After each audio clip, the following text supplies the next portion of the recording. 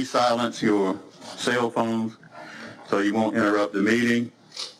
At this time, we'll have our invocation by Commissioner Rebholz and our pledge by Commissioner Booth. Please stand. Dear Lord, as we gather here tonight to do the work of the people of Beaufort County, let us remember that on All Saints' Day, all of those that have passed before us and all the work that they have done to promote your word in this world.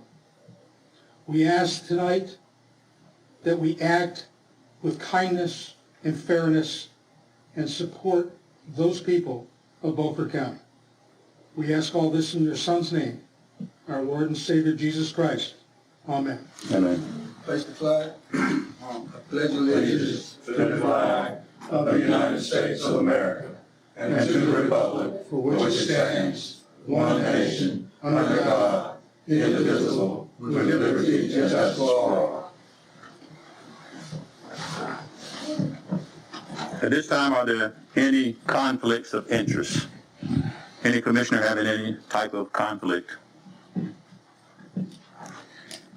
Hearing none, we'll move to the approval of the agenda. Motion to approve. We have a motion. Is there a second? Second. Discussion? Hearing none, all in favor, raise your right hand. 7-0. Thank you. 6. I'm sorry. Bad math. Public comments. Our first person is Linwood. I cannot make out your last name. Price, okay. Please identify yourself, and you have 3 minutes. Come to the podium, please. Price. I'm with Blackwater Forestry Incorporated in Janesville, North Carolina. We recently bid on a snag and drag operation in this county, and we were the low bidders and did not receive the job. We have been in business. I've been working 45 years doing this type work. We've been doing this snag and drag probably 15 years. You know, you cut a tree, cut it in pieces, throw it to the side of the bank, or you winch it to the side of the bank. You know, we're very capable. We work for warehouses. We do 3,000 acres a year of pruning with warehouse. And we were picked out of 5 companies to do the work. We've been doing it for 10 years. The first year, they had never had 3,000 acres done in a year. We did 3,000 acres first year we did it. Numerous jobs. I work for NRCS, doing stream restoration. We do build ponds, dig ditches, worked all over Beaufort County, Martin County, Hyde County. To be told that we're not qualified sort of is a slap in the face to me, you know. I'd rather just someone say, well, we picked somebody else, you know. And we didn't give all our references that we have. We give the ones most recent with snag and drag, which I didn't think, you know, snag and drag, you know. I didn't think you had to give everything, all the companies you had worked for before to get a simple little job, you know. And I consider this a small job, you know, and it's, we got men willing to work. All you got to do is not be scared of snakes, water, and be willing to work. And, you know, you bid on something, it's going to how bad you want it, whether you take it a low bid or a higher bid, you know. And I know we can do the job, we'll do the job, done bunches of them. And every reference that we gave told us they give us a good reference. So I don't see why we won't pick. And I could go on for a long time. I could tell you jobs we've done, this, that, done, won't do no good. But the bottom line, we should have been picked. That's $22,000 that your county is going to lose, giving it to someone you don't think is competent. And if it was my money, whoever did that would not be working for me long. You know, that's a lot of money. That's a lot. To me, it is. I don't know about you guys. Appreciate it. All right. Thank you, sir. Ray Leary. Good evening, everyone. Ray Leary from South Winterty. And I ran across this item here a few weeks ago. It's from the Johnston County, North Carolina Board of Commissioners meeting of June 21 during their budgeting session. And there was an exchange between one of the commissioners, Mr. Fred Smith, and the chairman. And the chairman asked why full funding for Johnston County Public Schools could not be approved at this meeting. And he answered succinctly, I am committed to helping to educate our children. I am not committed to having our children indoctrinated. Critical race theory indoctrinates school children with some of the most toxic and anti-American theories ever considered. It pushes the vision of America. That's what we're talking about. We're talking about this great country. It pushes the vision of America to cast our history, our culture, our traditions, and our founding documents in the most negative possible light. And if that's not bad enough, from teaching that history is evil, they have now moved to telling white students that they are evil. Instead of helping young people discover that America is the greatest, most tolerant, most generous nation in history, it teaches that America is systemically evil and that our hearts of our people are full with hatred and malice. And it is so far from the great Reverend Martin Luther King Jr., who said that our children should not be judged by their skin, but be judged by the content of their character. Indoctrination of generations of children with these extreme ideas is not just immoral, it is a program for national suicide. We cannot have that doctrine that attacks our country and attacks our people taught in our public schools. The only power or authority that we have as county commissioners is our funding power. Thank you. Thank you. One other thing, if you want to read this, it's not in their minutes. It's on their video, and I transcribed it. Okay.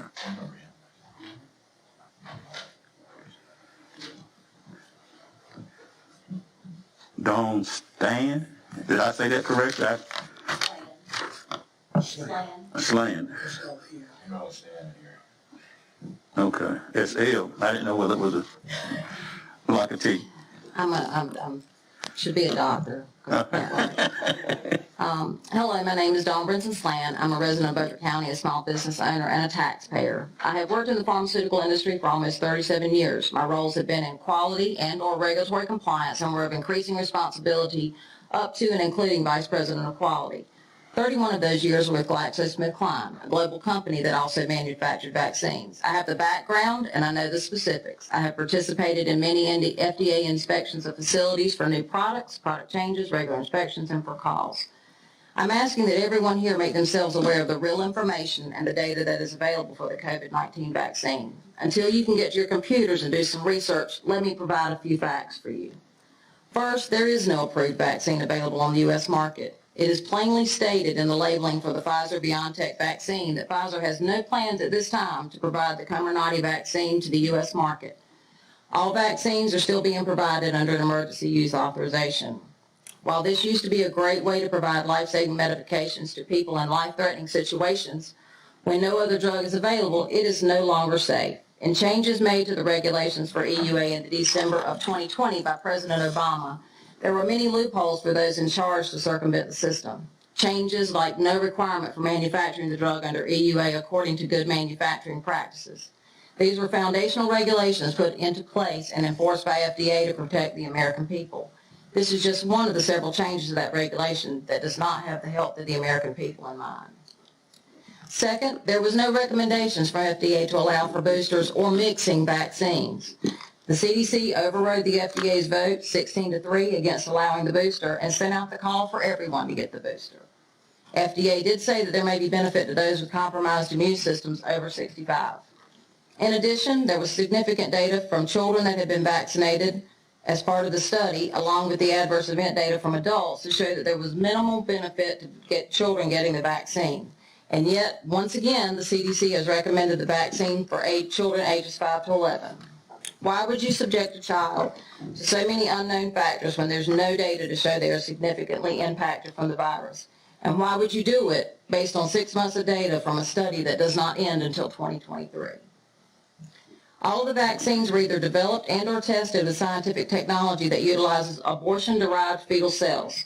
This information is on the NC Department of Health and Human Services website. In addition, whistleblowers from Pfizer have provided emails and validation of this information and the attempt of senior scientists at Pfizer to hide the information. These emails came out in the last couple of weeks. This goes against my religious beliefs and probably many others if they knew it. The data on the CDC website for North Carolina has not been updated since July of 2021. The last time I checked, the data showed that we were at 52% of expected deaths for all causes, and the only deaths being reported were COVID deaths. How in the world can a local health department provide data supposedly from the state without completing data accurately on federal websites? And finally, the first study with results for unvaccinated compared to vaccinated showed that the vaccinated are most likely to have more severe sickness when they get COVID, because the vaccine has proven it does not prevent you from getting COVID, and that they are more likely than unvaccinated to have more detrimental outcomes. If we're going to push an unapproved product, can we at least get some face time for the rest of the story? I'll be happy to provide any of the information I've mentioned to those that would like to have it. Thank you. Thank you. Our next item is our legislative updates, and we do not have any of our state elected officials here. So we will move forward with our items for consent. Mr. Chairman, I'd like to pull item number 2, the Sheriff's Office. Okay. One second.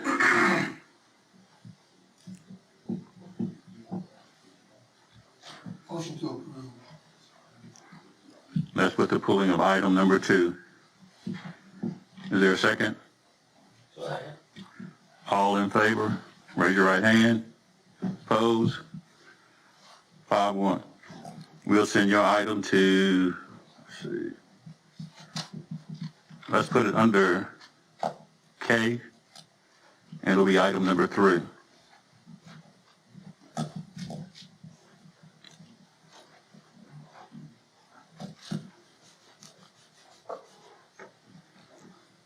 Let's move to our item for discussion and decision.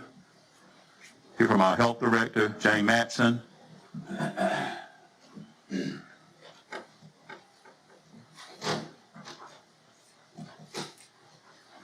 Hello, everyone. So, let's see, day 587 since COVID started in Beaufort County. By the way, that's the gestational period for an elephant to carry their baby. So it's just goes to show how long a period of time that is for that.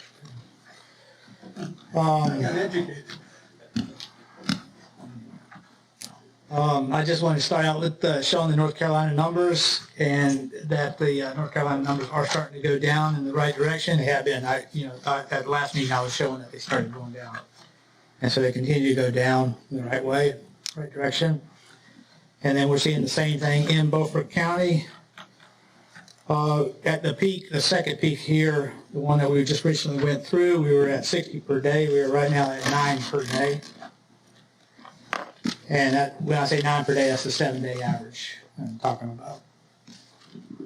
So we have had 7,381 cases that have been reported to the health department. And right now I'm estimating about 127 active cases that we have. We have one person in the hospital, and we have one person on the ventilator. This is just showing you how we compare to the counties around us. So we're still up a little bit higher than some of the counties to our west, but we'll be down into that same quartile, I guess, pretty soon, probably. As of October 26, I compiled all this data. We had, and this was in part in response to a question that was asked at the last meeting about the impact of the vaccine and what it's having on cases. So on that day, we had about 50% of our population had been fully vaccinated. And then between June 1st and October 26th, we had 14%, or 362 of the vaccinated people that were identified as a case, and 2,299 that were unvaccinated. And so I said during that meeting that I thought the vaccine was working because I would expect 10% or 50% of the cases to be vaccinated if it didn't work. So I wanted to bring in a little bit of scientific data to show you our calculations. So with chi-square, what we call 2x2 table, what you do is you compare the observed numbers with the expected numbers. Since half the people in Beaufort County are vaccinated, I would expect 50% of the cases to be vaccinated as well. So then using the calculation, which is that formula you see at the bottom there, I'm able to determine how significant those differences are, and not just say they're different, but to show you the numbers. So in this here, I did the test, and in the big circle down there, you can see what I plugged in, 50% expected vaccinated, like in row 1, and 50% expected unvaccinated in row 1. And then I used the calculations, and then in the small circle, you can see a number 0.0001. The lower that number, the more different they are, the more significantly different they are. So what this has said in this test of a little over 2,000 Beaufort County residents since June 1st is that the vaccine did have a significant impact on the spread of, or the cases that we had during that time period.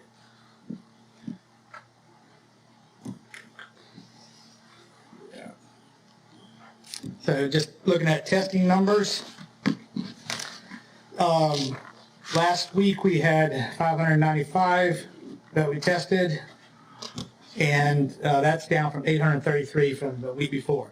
So the demand for testing has gone down drastically with the numbers of COVID cases going down as well. And then you can see that the positivity rate of those that we tested, out of those 595, 5.9% of them were positive. And this makes the third week in a row now that we've been down below 10%. Again, that's a number we want to stay below for the positivity rate. So both are good signs, the numbers being down as well as the positivity rate being down. So the test sites that we still maintain in the county from the health department's perspective is that we have testing at the health department from 7:30 in the morning to 11 o'clock every day, Monday through Friday, days that we're open. And then we have a second site that is at Hackney Avenue at the Temple of Jesus Christ, their Life Center, which is across the street from the church itself. They are actually open from 8 to 5 to make it a little bit easier for people to get access to get tested. And as I've mentioned before, I just want everybody to remember that you can call BATS and get a free delivery there if you have transportation issues to get tested.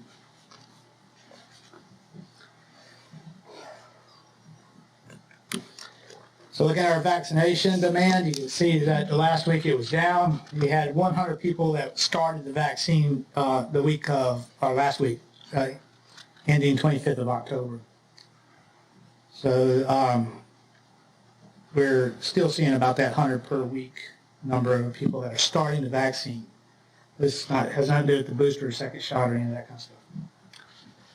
So where we sit right now is 50% of our total population has completed the vaccination. 89% of the vulnerable population, the elderly population, have completed the vaccines. 60% of those that are 18 and older, and a quarter of the children that are between the age of 12 and 17 have completed the vaccine. So the vaccine information that's coming out right now is that we're expecting the final approval from the ACIP for the 5 to 11-year-olds tomorrow. And then we would expect the state standing orders to come down to us by the end of this week. And then we'll be able to start offering the vaccine to the 5 and 11-year-olds at that point. The state of North Carolina has no position on 5 to 11-year-olds getting vaccinated. The state, yeah, they have a... What is their position? Positive. Positive. Something needs to be done. Is there going to be a mandate from the governor on children being vaccinated? I don't know. I haven't heard anything about that. So I can't really say. I can't speak for the governor on that. I'd like to remind the public that the governor has no statutory authority to mandate that children or any of us get vaccinated. Yeah, I think the Public Health Commission would have to probably make that mandate if there was one. Yeah, to take the General Assembly to do it. Well, just to clarify, I think the General Assembly gave the Public Health Commission the authority to do that. They can take it back. Okay. Again, it's not I'm not worried about it. I was just trying to clarify the way I understood it. So we do offer the first doses of Moderna, Pfizer, and Johnson & Johnson on Mondays at the Health Department from 12:30 to 4. And the second doses are given on the second, or the Tuesday. The second doses on Tuesdays. And then I threw this in there because the flu shots are now being done through that drive-through on Wednesdays. So what we have done is we moved all those to those dates so that we can focus in on the boosters, which has just come out for us to do the Pfizer, the Moderna, and then Johnson & Johnson. Let's see if I can figure this out. All right. So the booster recommendations are for 65 and older, 18 and older if you're at high risk, like either you work in a high risk area or you are a high risk for your health conditions. Then we're also pretty much if somebody if they say they're high risk, we pretty much go ahead and give them the shot. We're not really vetting it too much for them. We are doing the mass vaccinations out at the community college. Appointments are already available online, and we're trying to do about 600 per day is our target. I know we have 5 days in November that were scheduled, and then some days in December. But after about 2 weeks, we're going to look to see how many people are going through, and if the numbers are not that large, then we're going to move it back to the health department. But it'll be an assessment done in about a couple of weeks. We just want to make sure that everybody knows that it's available for them to go online at the health department and sign up for an appointment.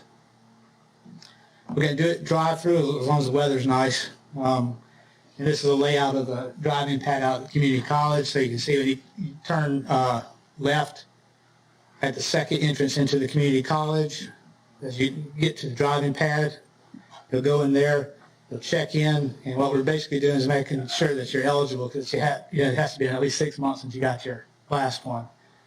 And then we'll give you paperwork and you drive around and then go through the new building out there where they do the EMS training and stuff like that. And that's where we'll have nurses that are providing the vaccine at that time.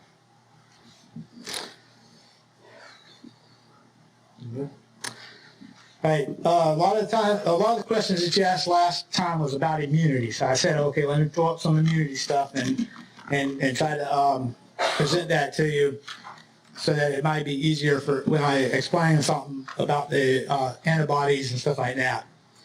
So if you take your immune system, there's different parts of the immune system. One is the mechanical and basically barriers of defense. And that involves your skin and chemicals, mechanical stuff like sneezing and coughing. And then you have some cellular activity that occurs up in the nasal area, which fights off bacteria and viruses and those kind of things. And then you have antibody development, which is basically seroconversion. So you're going to hear that term seroconversion a lot. So there's 5 types of antibodies. IgM and IgG are the most common ones that you'll see in somebody's blood. IgM is a little bit short-term. IgG is long-term. So if I draw your blood and I see a lot of IgM, it means that you've had a recent infection, or you could still be having an infection going right now. If I see a lot of IgG, it means you probably were exposed to it a while back. If you see a high combination of both, you're probably in between there some stage.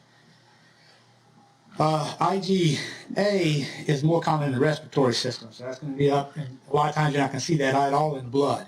So you've heard about antibody test in the nose, that's usually what they're going for there. When you hear antibody test in the blood, it's usually IgM and IgG that you're talking about. So IgG is the important one when it comes to what we call lasting immunity.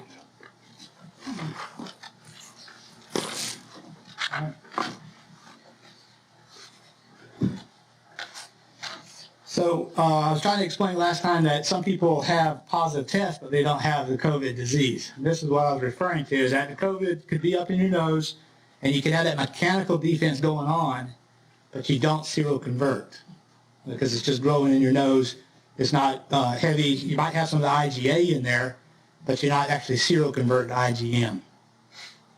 And then you have those that seroconvert, which means that now they have the IgM and IgG in their blood, and that's about 63% in one study of people that hospitalized converted.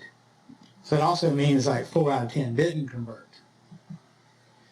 What does show is that the amount of viral load or how sick you are has a lot to do with whether you seroconvert or not.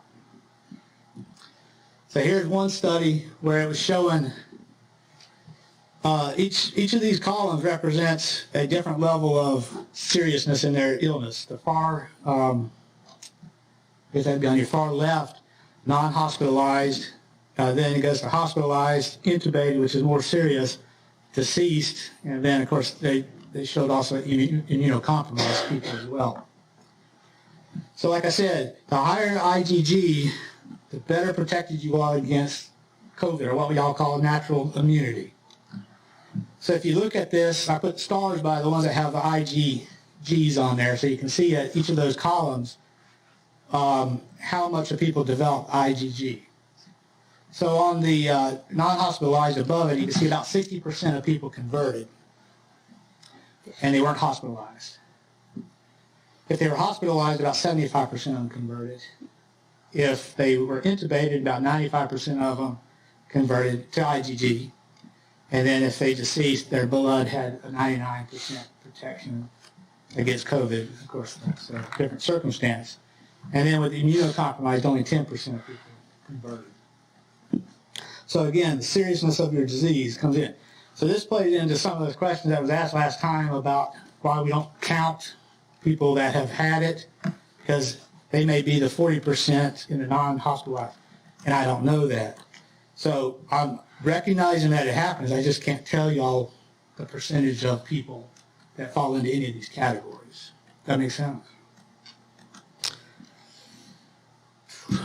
Here's just another one showing total antibody level. In the green one is showing people that have been infected are sick with COVID. If they had a mild case, you see the bars lower. If they were seriously ill, they had a much higher bar. And then the blue compares somebody that's never had the infection but got the vaccine after the second dose. So it's comparable. And I'll point out it's not even as high as the natural one. But you can see that by not having had it, you have a good number, a good level. The red one shows people that had vaccination and had the infection. So again, the vaccine helps keep them up.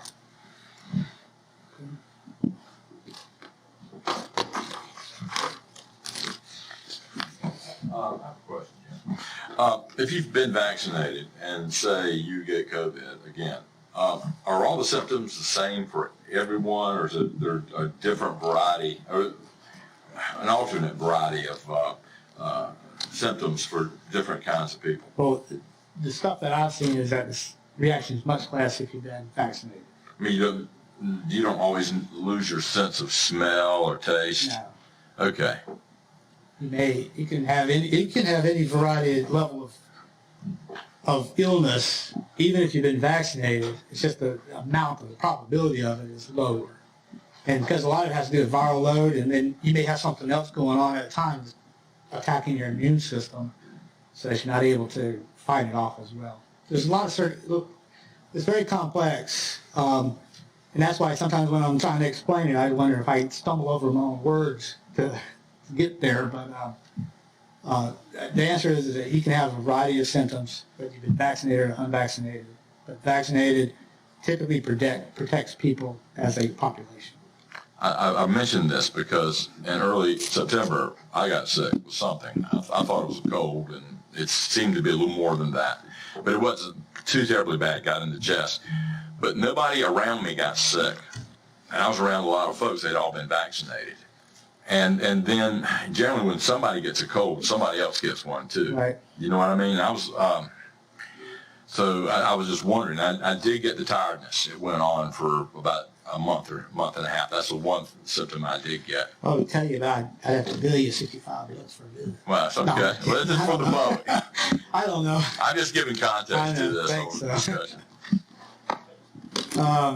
So I just wanted to show how the booster shots work with bringing that immunity up. You get your first shot, you have a response, but when it starts to go down, then they time your second shot, and that really shoots you up, and that has a little longer lasting effect.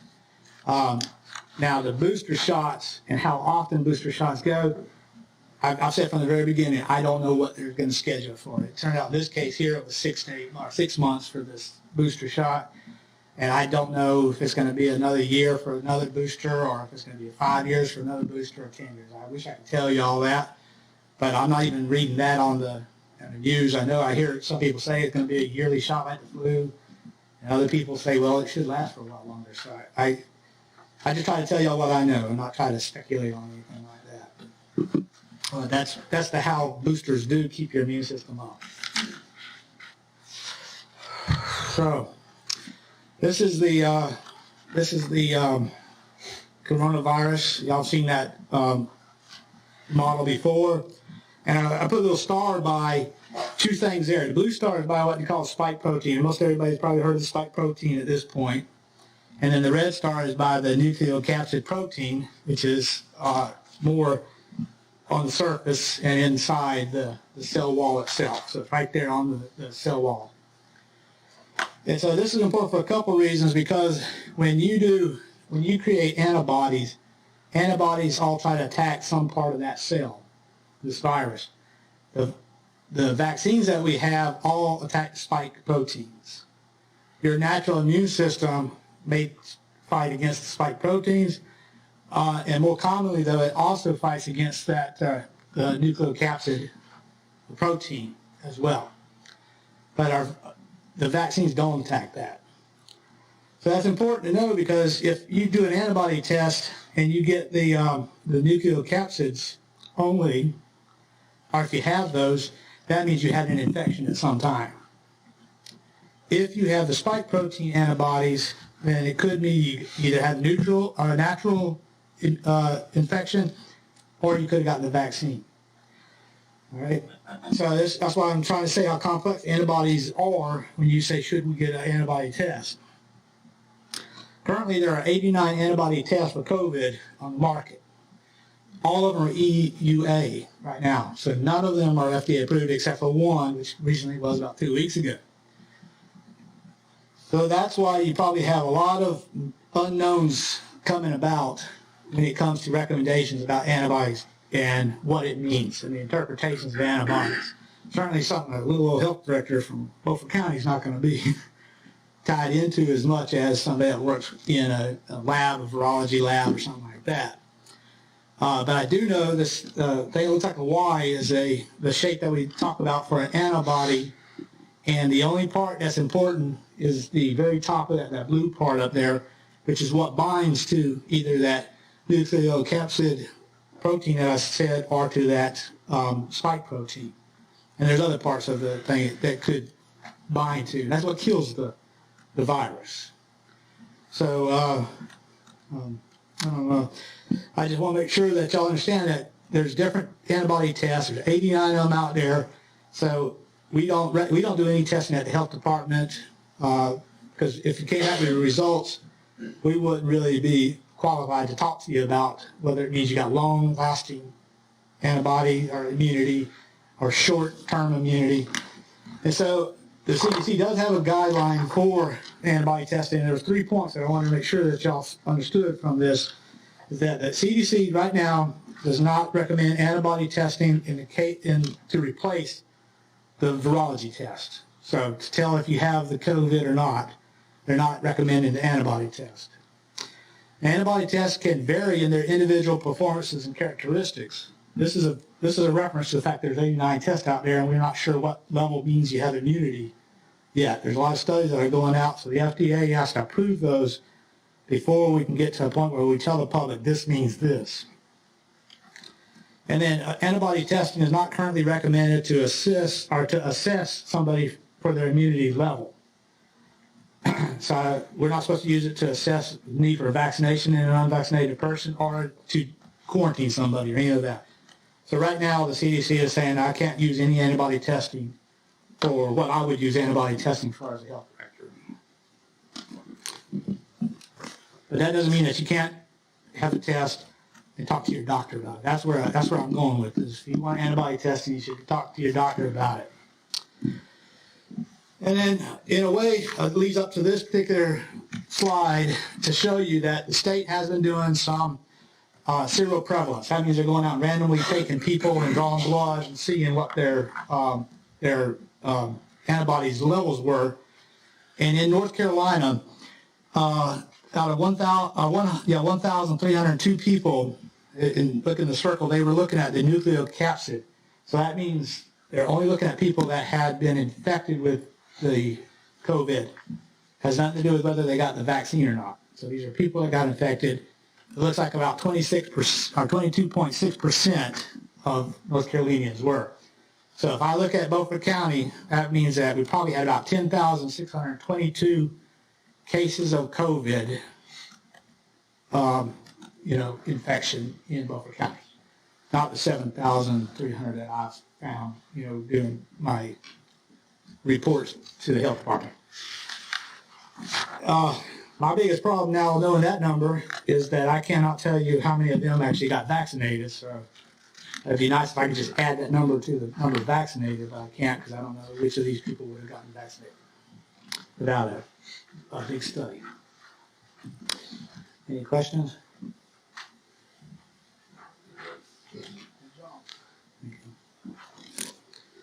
Shall I go to the next Yes. topic? Okay. So communicable diseases. I don't know if most people here may not know this, but I do a presentation to the commissioners and I give them how many numbers we do each year. And we do about 350 to 400 case investigations in Beaufort County with our communicable disease nurse and anybody that can help her do these. This is all before COVID, prior to COVID. So a lot of times they're not really too serious, that we're not worried about. And other times it might be tuberculosis, pertussis, an outbreak at the daycare center, long-term care facility, you may have something going on. And then, we'll have an occasional foodborne outbreak or something like that. But anyway, it can be intense at times for the communicable disease nurse.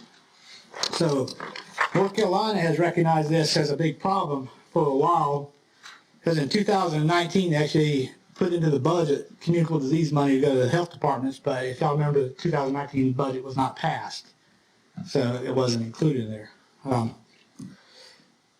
But for this year, House Bill 61 came out, and in it is recognizing again the need for local health departments for expansion to local infrastructure activities associated with communicable diseases, specifically surveillance, detection, control, and prevention.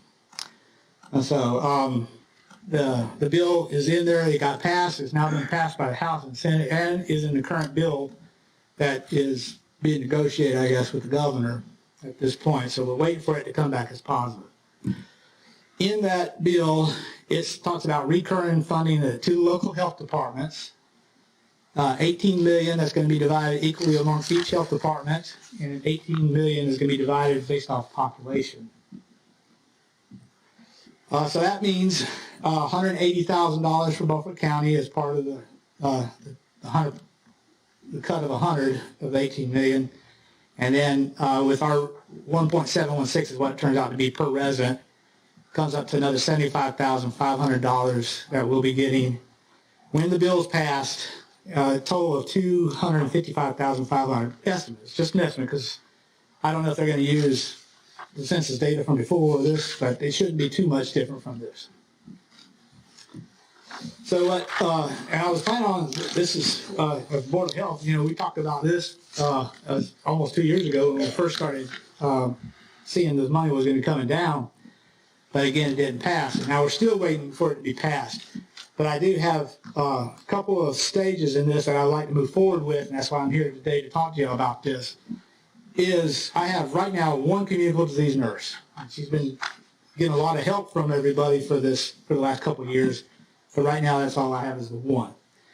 So what I wanted to do is take my public health nurse 2 is my immunization nurse. So she goes out and does all the immunizations. She's been in charge of the COVID vaccine immunizations. So she's been doing a lot of work right now on COVID. And I want to make her a 3. Then I want to train her to be a communicable disease nurse. So she's going to help. So I'll have 2 people trained at the health department now to be a communicable disease nurse. That step 1 is only going to be an increase of $3,500 for her. But COVID funding will take care of it because we have a couple of years of still COVID money that we can put into that. So it won't be any county dollars in there. Then step 2 is based off of the approval of the state budget. So when it comes, I would activate stage 2 and hire a nurse and an LPN, which will run me about $137,000. And then I'm going to take one person that has 2 really hard jobs and separate them out. And then the new hire will take half the job, the other one will take the other half of the job, and then train them also in communicable disease with the funding that we're getting. I'm also going to use about $1,500 of operational cost. You know, what that will do is out of $255,000, I'll be able to reduce the county dollars that is going towards the one nurse already that I have in place. And then I also should be able to return about $10,000 of clinical operations with that funding. So again, I'm going from the current picture, which is 1 communicable disease nurse, to 4 nurses that will be trained in communicable disease. My revenue would increase from the state $255,500, but I'll be able to decrease the county budget portion of my budget by $92,000. So see, I think I wanted to say one more thing with that, was that, as far as that second stage goes, I'll have to come to y'all for a budget amendment anyway, so y'all get final say on those numbers. I'm just showing you what the numbers will probably be, and what I'm really asking for is to approve the step 1 part so I can go ahead and move forward with that part. Questions from any commissioners? I have a comment. I don't mind doing this, provided that those jobs exist only as long as the state pays for them. It's specifically in there as recurring dollars.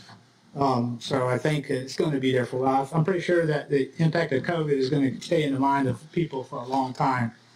And they recognized in that bill how the state has not done its part in funding the local communicable disease efforts. So I think it's going to be there for a long time. So I appreciate what you're saying.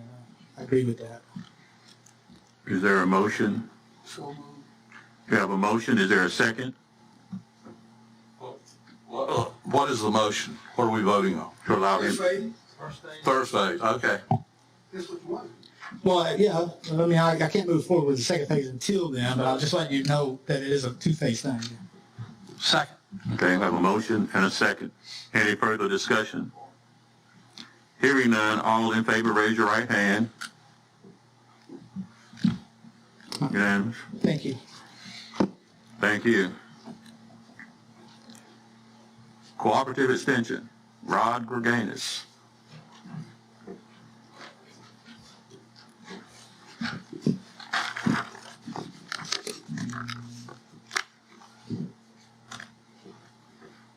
Can I close those? That's just exit. I don't want to do something wrong. I'm not a good I'm a PC person. I'm a PC person, not a Mac person. But as my technician comes up to get my video straight, I would like to say thank you all again for being willing to let us come in occasionally and give a little update on cooperative extension. Appreciate it. A few months ago, I was in to make a few comments. My intention was to talk about agriculture that day, and then come back in periodically with updates on our Family Consumer Science program, as well as our 4-H program. But agriculture is the theme of the day right now. Harvest season is underway. I want to show a video And hopefully, I don't know if it's going to be too loud. I'll try to cut it down. My apologies to Commissioner Walker. This is not as good as the video that we have produced before, but I'm pretty proud of it. It's a video that we put together to inform and educate the public about, now it's going to show an ad. This is not what we wanted to educate the people on, I will say that. I did. Skip that. Yeah, I did.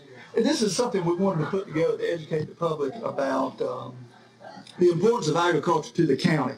And we put some tidbits in here, as you can see as it plays, talking mainly about corn and soybean production. Harvest season is currently underway. In fact, I probably should say it's almost over with. We have been blessed this year with an unbelievably good harvest season. I mean, this crop has flown out of the field, and that's been good. Not only has the crop come out of the field really quickly, but it has, the yields have been really, really good, with the exception of our tobacco crop. Now, tobacco was negatively impacted by some wet weather, and that really seemed to put a damper on those guys and their yields. But outside of that crop, corn, soybeans, our wheat crop that was harvested in June, and our cotton crop that's coming in now is really, really good. Not only, though, are yields good this year, with the exception of a few dry spots on the south side of the county, we've also had a rare year, and there's a farmer in the room that, if I mention this, you can probably pick him out because he's going to be smiling about it, because all farmers do. When you get good yields and good prices, that's a rare occasion, and this year we've actually had that. It's been a phenomenal year. If you see a farmer smiling right now, it's because of what I just mentioned, but he'll quickly turn to a frown on his face because he starts to think about next year. And next year, the issue is going to be high input prices. They are skyrocketing. Fertilizer, pesticides, everything is shooting up sky high. The amount of money that these guys are going to have to put in. I cannot do two things at one time. I actually surprised myself I did that. But the amount of money they're going to have to put in per acre to produce a crop next year is going to be increased by a tremendous amount of money. So keep that in mind, but we're definitely going to see positive impacts, I think, as far as this crop coming in and the money that it's going to put back into our local economy. So be sure and thank a farmer. Also be aware, as I stated on that video, that harvest season is still on the way, and we're trying to encourage people to be careful as they're moving around this equipment that's on the road. This equipment is huge. If a farmer can't see you in the rear view mirrors on these machines, he doesn't know you're there, and accidents do happen. So we want to encourage people to be patient as these guys are moving their equipment around. A few things just to finish up, though, talking about the things that we'll be doing in the upcoming years or upcoming months, and that's going to be an educational outreach that we do. We'll be working with growers to educate them. A lot of education this year is going to be on being more efficient. As I mentioned, input prices are skyrocketing.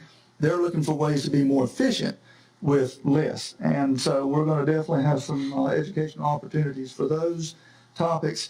Pesticide recertification is always an issue. We'll be trying to keep them current on their pesticide license. We're also going to work with the tax assessor, Lloyd Salter, this year to do a little education on property taxes and some of the things that he has talked about that he's going to have to do moving forward and educating growers to kind of bring them along. So we find that we get a lot of opportunity when we have meetings and bring farmers in. For those meetings, there's a lot of opportunity to bring other things to the table. And so we'll be doing that. One thing I did want to mention, though, and Mr. Masson's presentation reminded me of this, and I should have come probably to the county manager to tell him. We were recently told, like so many other universities, that we're now going to be subject to the vaccine mandate because of the federal dollars that are, and a lot of universities have federal dollars. NC State University has a lot of federal dollars because of the extension component that I represent. There's a lot of federal money involved, and so we're trying to untangle that in the next few months or next few days and weeks as far as how that's going to impact us either locally or certainly as an institution. and that's going to cause some gray hairs. But anyway, those are some things that the extension's doing now. Next time I come in, we'll talk about 4-H and family consumer sciences. Any questions I can answer for you guys, I'd be happy to do so. Thank you, guys. Thank you, sir. Thank you. Made in Beaufort presentation, Jenny Bowen.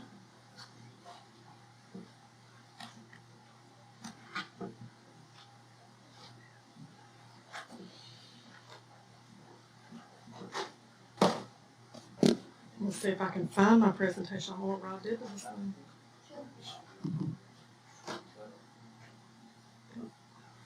Was it 30 seconds?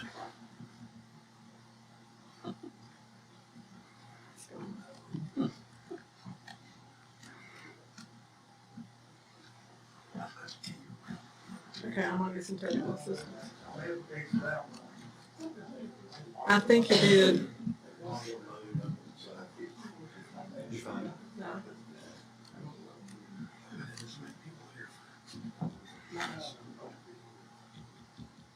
I saw it. Saw it earlier. I saw it when he popped up on the screen. I heard you were giving away your money. Hey, Marshall, where'd you load this one?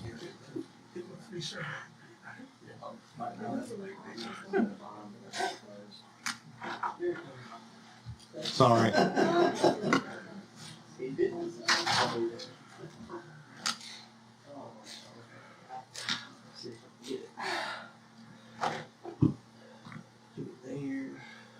It'll open. Why is it not opening? Oh, there he is.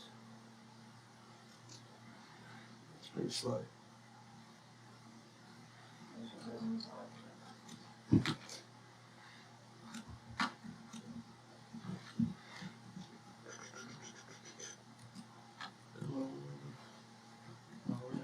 Thank you.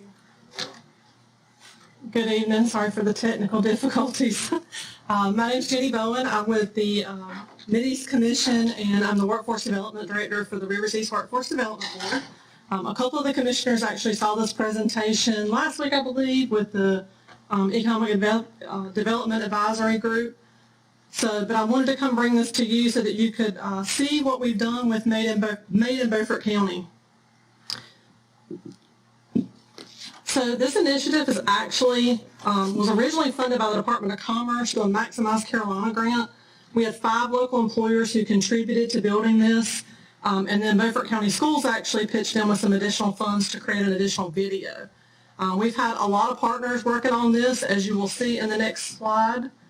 So it's been a combination of Beaufort County Schools, Beaufort County Community College, the Workforce Board, NC Works, and we've also brought in ECU, so that, as well as these employers, and Martin was a key part in getting all the employers on board, as well as developing this framework. So what we're trying to do is promote advanced manufacturing to the students in schools.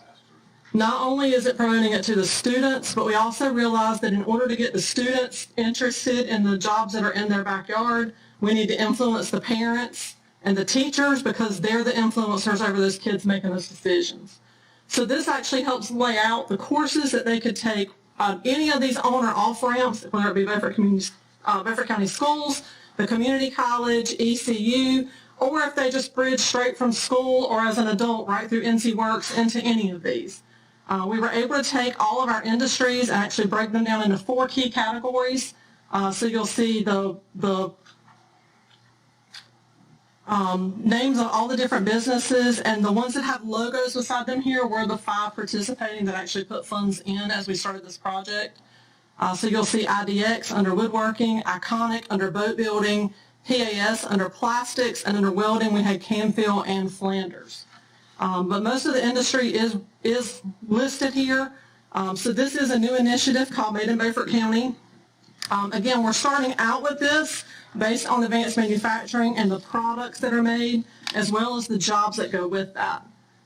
So this is one of the other things that we've developed. So we've taken each of those 4 areas and really tried to pull out, say, the top 10 to 12 jobs that actually go with those areas. And so you notice we're not all talking about just like if you look at the one for boat building, we're talking about upholstery, assemblers and fabricators, but fiberglass laminators, but we're also talking about the carpenters and the office workers. We've got the logistics and shipping and material handling and those type things included as well, the engineers, everybody who makes it work in manufacturing. And that's such a key part of our economy here. We also have developed these, so there's one roadmap that has all 4 of those on it with the top jobs.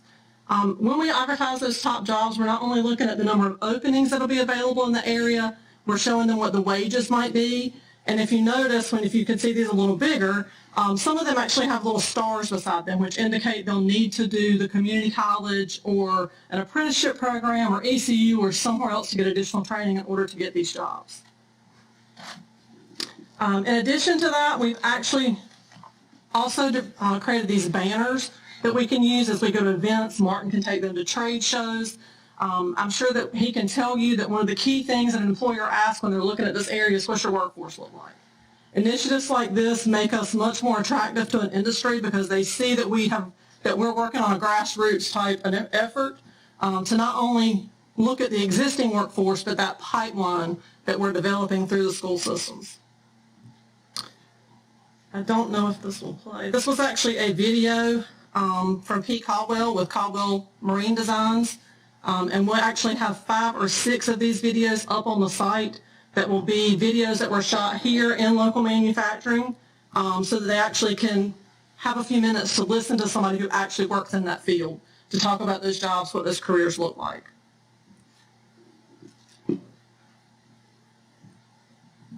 We've also developed a website which will house all the materials as well as all the videos. You see the beginnings of that here. We also will have a social media presence that will represent Made in Beaufort County. In addition, so all of these were paid for by that Max Carolina grant. We were able to use this and Made in Beaufort County specifically as an example as one of the Golden Leaf grants that we've recently received.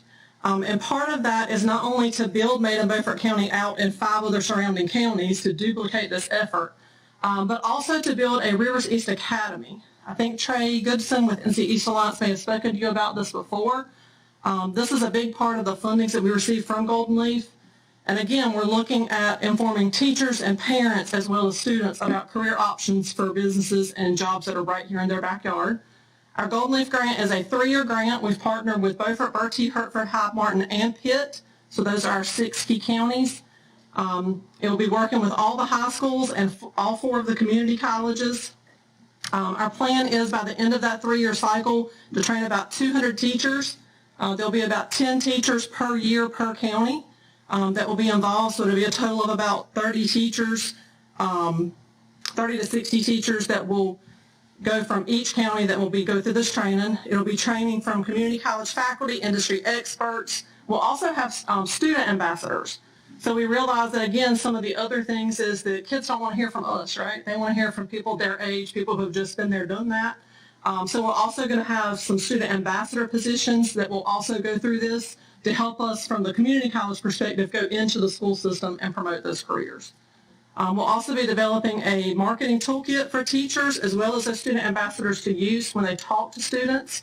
And then we're partnering, again, with the community colleges, ECU's REDE program, the College of Engineering and Technology, My Future NC, the Society of Manufacturers, SME, and their Tooling U program, as well as Skills USA. So there's a lot going on around this effort. This is just the tip, and again, Made in Beaufort County is our first in the 6 counties, so we're excited about that. And we also want to invite you to a ribbon cutting we'll be doing to launch Made in Beaufort County with all the materials, videos. That'll be next week on Tuesday at 1 o'clock downtown at the Chamber. Martin? I really don't have a lot, but I'd just like to thank Jenny and Rivers East for really filling out an idea we had about Made in Beaufort County. A lot of people did not know what was made here, what the jobs were, and what was the pay. So as you see, this has been an incredible effort on the part of Rivers East and brought a lot of knowledge and technology such as websites to this effort. And I was just going to hand out a copy of some of the manufacturers that are in Beaufort County. And when you look, there's an extensive list. You'll see a few manufacturers we were not able to include in kind of our overall grouping And I'll give you an example. Nutrien doesn't really fit into any of those 4 categories, even though they're one of our largest employers. However, they fit into so many of those categories when you actually look at the jobs. So that's how we'll continue to promote them, even if they're not specifically listed. Any questions? Questions from any commissioners? Thank you so much for your presentation. Thank you. Soil and Waters, Ann Williams.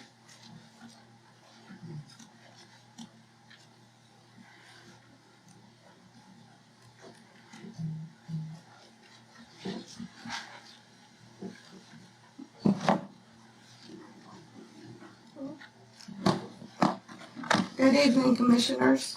And with me tonight is the district's chairman, Mr. James Allen, and the district's resource conservation specialist, Nathaniel Woolard, if you have any questions afterwards.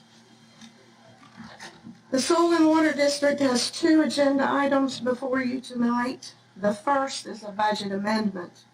On November the 19th and 20th, the Beaufort Soil and Water District is assisting Southside High School with the 2021 FFA land judging competition.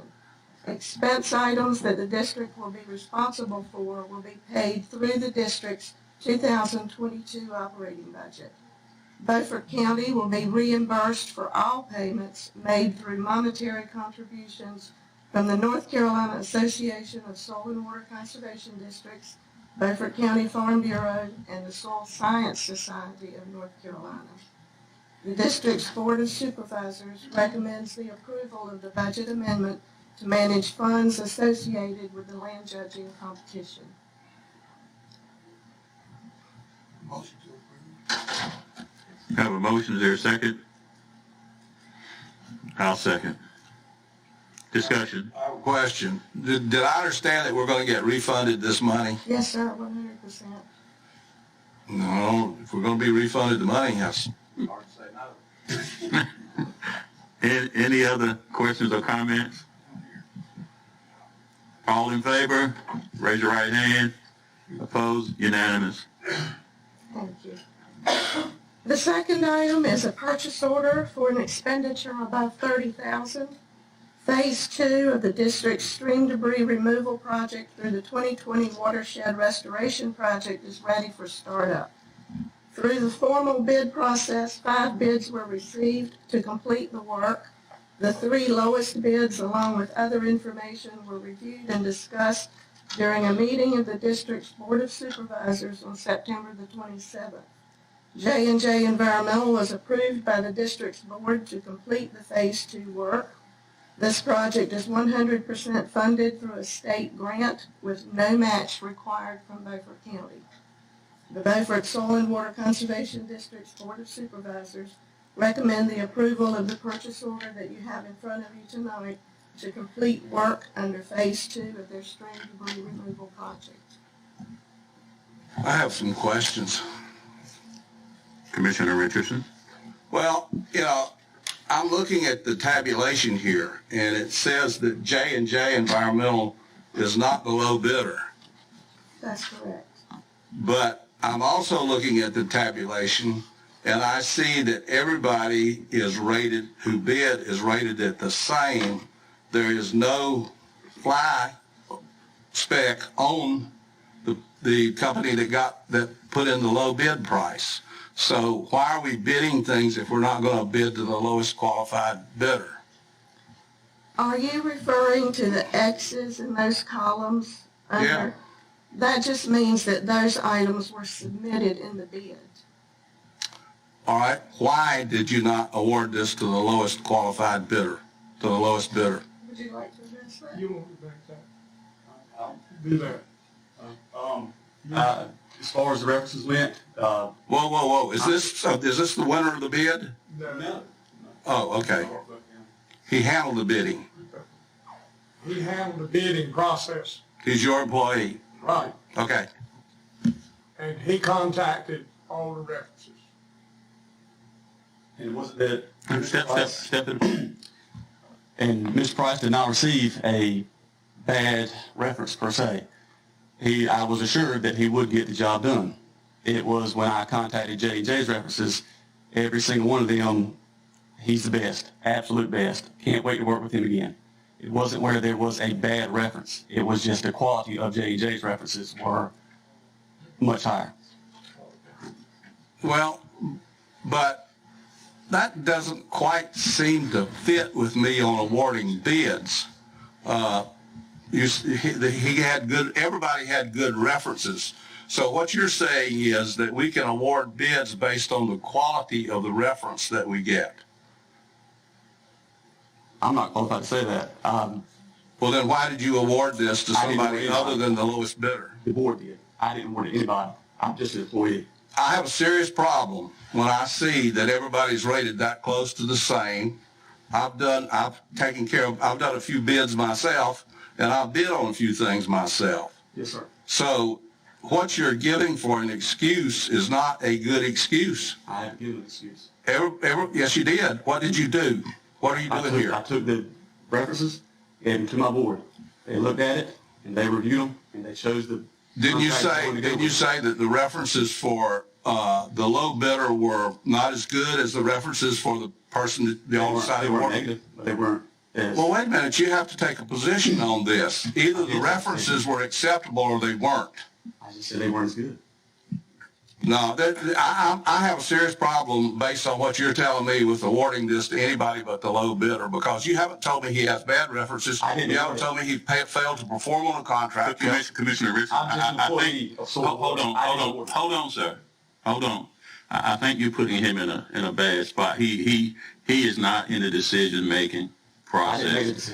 He just hands on the information. So I think your question should be directed to those who are in charge. Well, the chairman of the board should step up and answer why. What's the difference in the references? We were more satisfied with J&J's references than we were the low bidder. And we had a unanimous decision to choose J&J. Well, what was the difference in the references that one was better than the other? Our references stated that the low bidder had to be watched closely. But his references said that about him. Said that about him. He said he would get the job done, but he would have to be watched closely.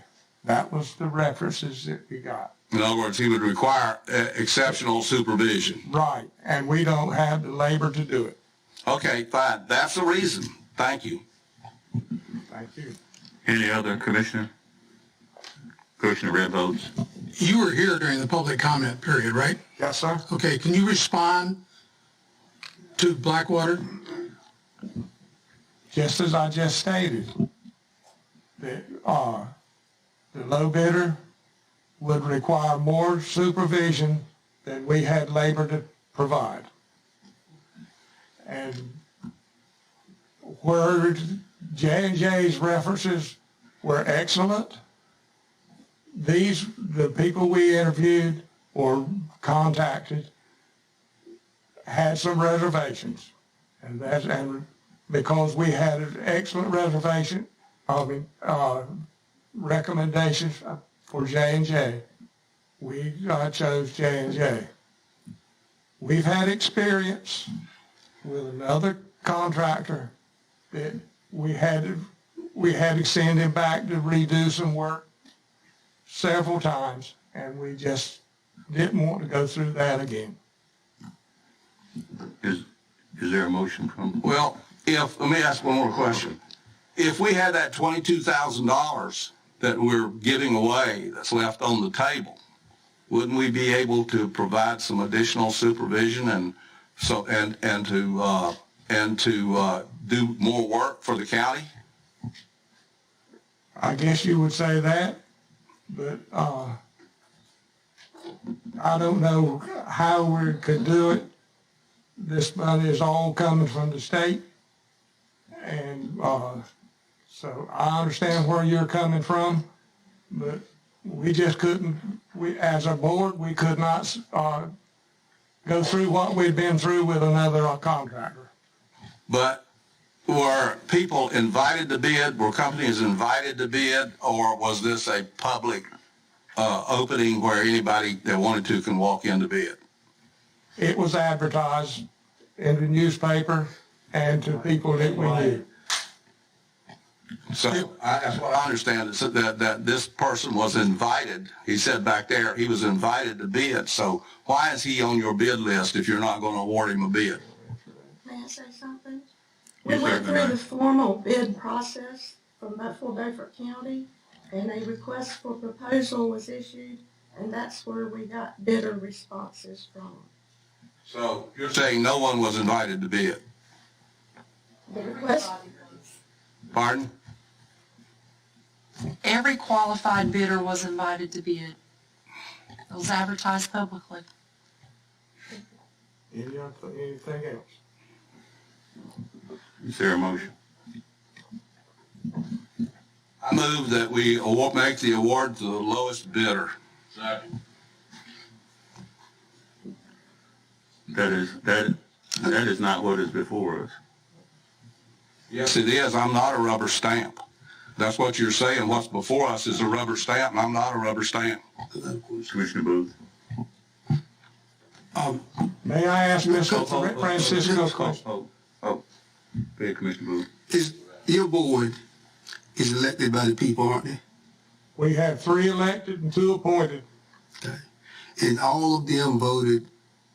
in favor of the J&J. Thank you. And you want to ask the attorney? Mr. Francisco, we are a separate entity in the county, an elected board. Can you explain to the commissioners how we work? Well, that's correct. This is, the Board of County Commissioners is not an appellate board for your board. Your board is your board, and what they decide to do is their business, and that's what the general statute says. Then what's our role in all this? What are we rubber stamp?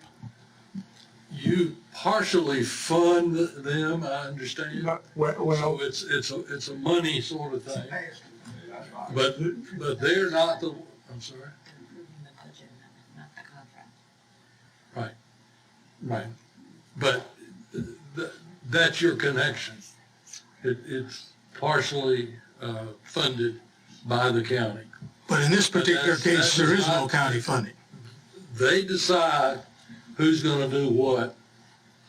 And that's what the, So why do we get into the debate? Why are we here?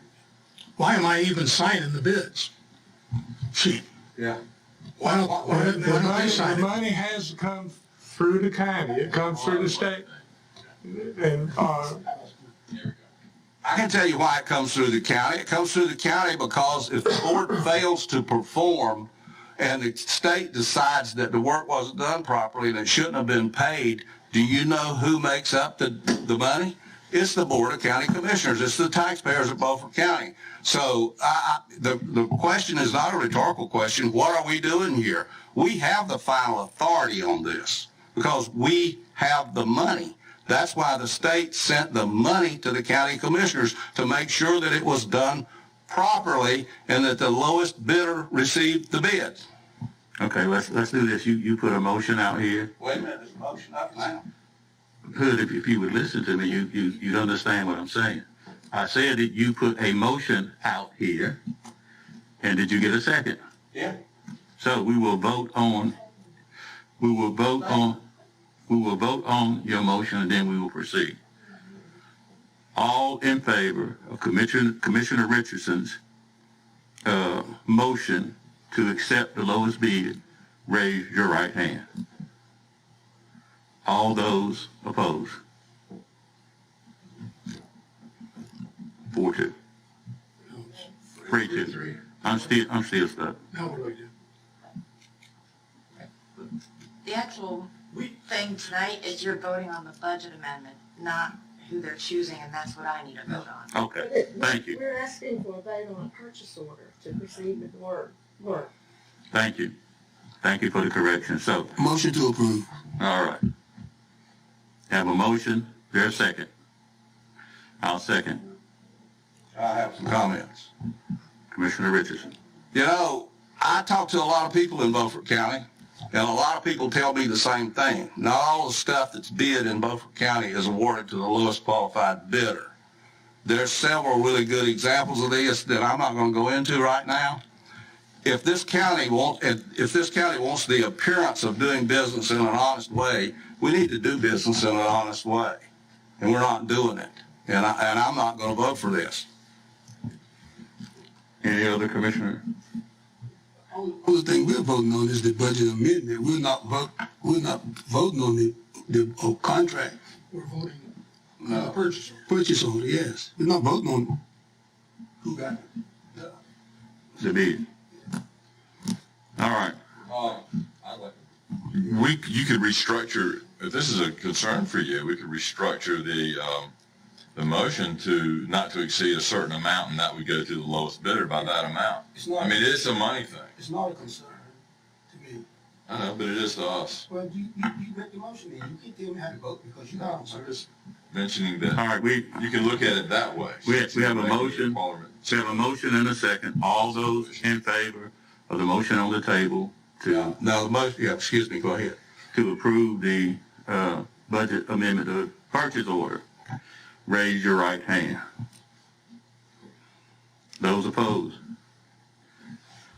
No action. We have to wait till your next meeting when there'll be 7 of us. Thank you.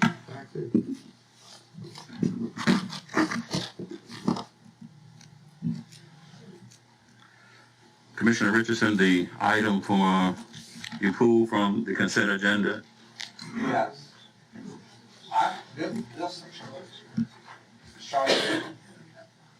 This particular item, let me get over here to the right page, purchase order, page 8. This particular item is to buy 80 radios. The sum of the expenditure is $191,000. And I guess I'm a little bit lost on this radio thing because I've sat in here plenty of times. Are these Viper radios? Yes, and it's 40 is the quantity. How many? 40. It's not what this purchase order says. But yeah, it does. It says 40. 40, $2,000 a piece. Okay, but these are Viper radios. Correct. The life of these radios is expected to be what? Really don't know. The reason that we're looking to move with these radios is not because of the radios themselves. It's because the life of the radios that we've had for a dozen years has been at their end of life since December of 2019. Now they are still functioning, but we are told by Motorola and told, that their serviceable life is over. And if the Viper radio network ever has to be narrow banded again or touched again or reprogrammed again, then that would mean that every radio that we would have would be obsolete at the snap of a finger. So in, just a brief summary, we've actually talked about the radios over the last couple of years in the budget. There was a discussion over this in one of the budget workshops. The funds were originally in the capital under vehicles. There was a discussion about how difficult it was to get vehicles at the time, which the vehicles that we ordered in October of 2020, we're just receiving within the last month. So I gave to the commissioners that, it is uncertain on the vehicle future what sort of availability we would have. So I asked at that time for the board to entertain the opportunity to switch those capital funding to the radios instead of vehicles, since we knew that that was in front of us. And I was asking for us to take care of more than just piecemealing that over a couple of years, and that was approved. Well, what is the warranty on these? How long do we warrant them for? With the Motorola radios, the warranties, you get an initial package which is covered, and I'll be honest, a lot of the stuff in the purchase order is sort of gobbledygook when you get it. You got to sort of dig into it. But there's maintenance and warranty that goes along with the package that we have, and then as long as the serviceable life of the radio is existing, then we still get maintenance and warranty on those that we can either just, like the calls that I get on my phone, all the time. If something comes up and we're getting to 10, 12 years from now, then we can purchase recurring maintenance as long as those radios have serviceable life. I hope that makes So sense. unless they make changes in the signal, which is not made by us, made by the government or Motorola or whoever, we would expect these radios to last 10 years. Hopefully. I mean, the radios that we have now have lasted over a dozen years.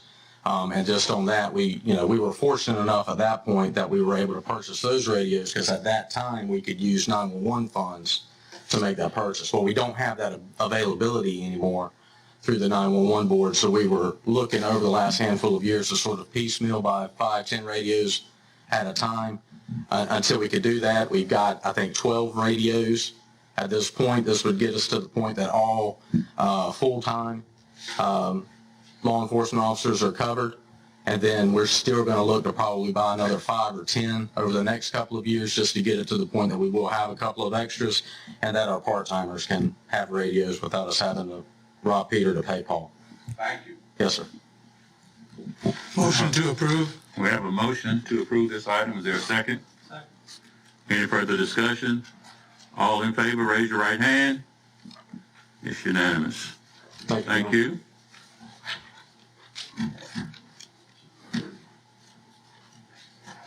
Register of Deeds, Officer Jennifer Whitehurst.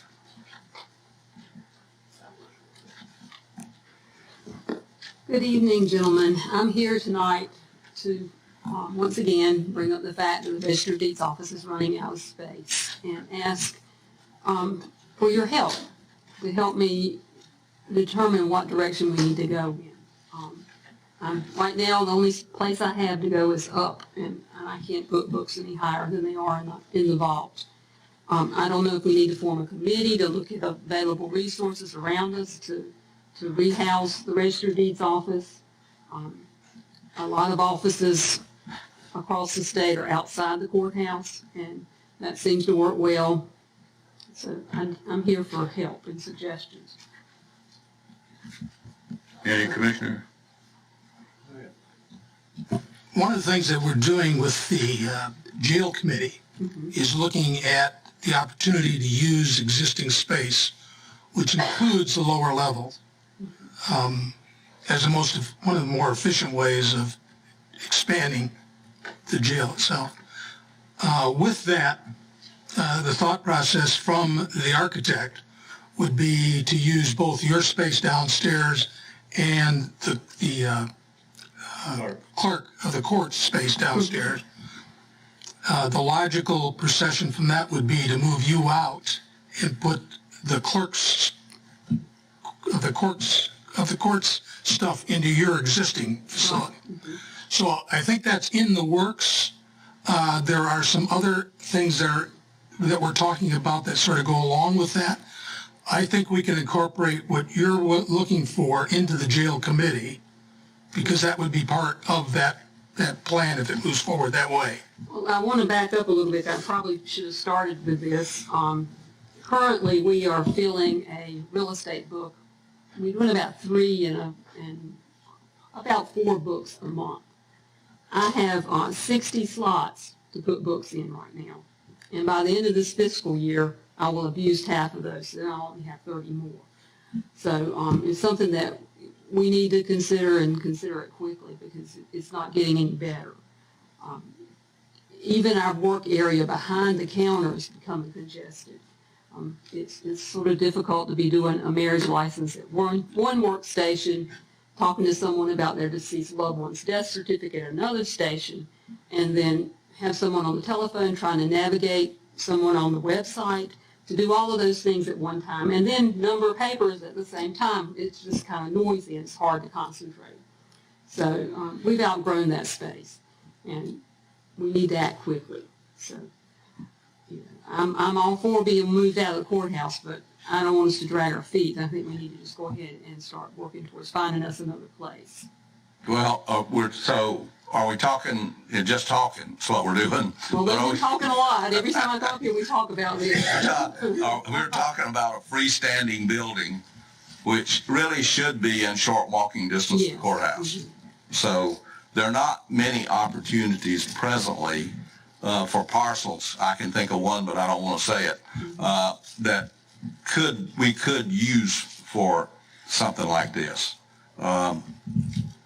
Using an existing building is difficult in your case because of the fire protection aspect of it. So we really need to do something with this. Yeah, we need to think it out and do it right. We don't want to just grab some space and put us in there. We want it to be right. We want to be able to grow and serve the people of Beaufort County without having to yell over someone else while we're trying to assist them. And to give them a nice place to come and visit and look at their public records and use those records. Would you be willing to come to the next jail committee meeting? I would be. Yeah. Okay. Okay, because we at that point in time should be starting to put more pen to paper in terms of plans. Just let me know when that meeting is and I'll be glad to be there. How often does the jail committee meet? It was meeting monthly, but we've postponed some because of the COVID, and we couldn't get we're at the point where the feds need to come in and give us what their view of what we ought to be doing in terms of that. So we're waiting on them right now. Okay. But it'll be sooner than later. Okay. All right. Thank you. Thank you.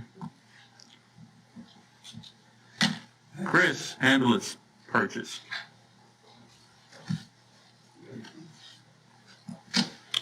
Good afternoon, Commissioners. Thank you for the opportunity to speak before you today. As you know, this fiscal year included capital outlay funding for the purchase of a new ambulance. And several weeks ago, Beaufort County Emergency Services put out that request for bid and received bids back from 3 different vendors: First Class Emergency Vehicles, Select Custom Apparatus, and C.W. Williams. Chief Hibbert and I wanted to take an opportunity with you tonight to kind of review the comparison of those bids and seek your approval to proceed forward with the purchase of that of a new ambulance. So I want to start on kind of recapping how we came up with the specification of what we included in our bids for an ambulance. As we sat down and started putting in writing what we wanted out of an ambulance, safety of our providers and safety of the patients was our number one priority. Our trucks spend a lot of time on the road. This particular truck, when purchased, is slated to go to the Belhaven station. That truck ran last year about 16,000 miles, what we would consider loaded patient miles, meaning 16,000 miles with a patient and a provider in the back. Now, when you look at that mileage, you say 16,000. Some people may look at that as a lot. Some people may say that's not much at all. The true travel time of that truck was more around 36,000 miles a year. So only about half the time that our trucks are on the road are actually loaded patient miles, because time from the station to the home and time from the hospital back to the station does not come into play on that. So our trucks are on the road a lot. And while we have a patient and a provider in the back, we try to keep their safety and things that we can put in a truck to ensure everybody's safe while they're in that environment. Kind of give you an example. As you all know, we have cardiac monitors on our trucks. We use those cardiac monitors on just about every call. That monitor weighs about 10 pounds, costs about $25,000. Right now in the back of our ambulances, that is sitting on a workspace. So you can imagine what that monitor would look like if it's ever been in an accident. It becomes a 10-pound projectile in the back of our vehicle. And then what are we subjecting our patients and providers to? As we look at the specs for this particular build, we have safety things like that in mind when we look at the layout and what we want to see in an ambulance, what we would like to see in that. So real quickly, we'll run through the kind of different criteria of how we evaluated these. The top category there that you see, specifics, when you're looking at the chassis of a truck. A chassis is a chassis is a chassis, right? We can all get into debating which is better, a Ford or a Chevrolet or a Dodge. That's where a lot of these come into play. The biggest pieces for us on that was the year model. We wanted to ensure that it was a Type 1, meaning a truck-style chassis, because of the maintenance and less labor when it comes to replacing and doing engine work. So those are all pretty comparable on that. As we step down to the warranty, you start to see some differences, and a lot of that it varies from manufacturer to manufacturer in what they cover. So for example, the structural warranty, the box itself. C.W. Wiggins has a lifetime warranty on all components. That warranty is transferable. So as many of you know, we typically like to remount our boxes where we'll put it on a truck and chassis, we'll run the miles on it, we'll refurb it, put it on another chassis, cut the cost down on the next new ambulance instead of buying this grade of ambulance each time. C.W. Williams has a lifetime warranty. We have some manufacturers like Select that have a 15-year on everything. First Class has a lifetime warranty, but only on the aluminum components. So a lot of the workspaces, the cabinetry, things like that are not aluminum, it's wood, and that would fall under a 12-month warranty. So you see some comparisons or differences along that lines. Probably one of the biggest warranty items that we've run into in the past is the electrical warranty. As these trucks are running up and down the road, vibrating, wires through chases, rubbing together, we develop shorts, lighting issues. That has come up on several units in the past, and so you see some degreeing of the warranties on that as well. As you look through these bids in each category, green would be the best of that category, red would be the worst. If they're all green, it's all equal, and anything that's not highlighted fell somewhere in the middle. As we get into the next section, would be the options section. A lot of these are, some of them are safety components. When we start looking at things like the Techno mounts, those are the devices that secure our stretchers in the back of the truck, that secure our monitors in place. We have some things that we've implemented just through different DEA requirements and chain of custody, like a narcotic safe that we're required to adhere to certain standards from that licensure. All of those pretty much fell in line with the specs on those particular categories. As we start looking under options under liquid spring suspension and aluminum wheels, some people may look at that and say, well, that's a add-on, something that we don't particularly need.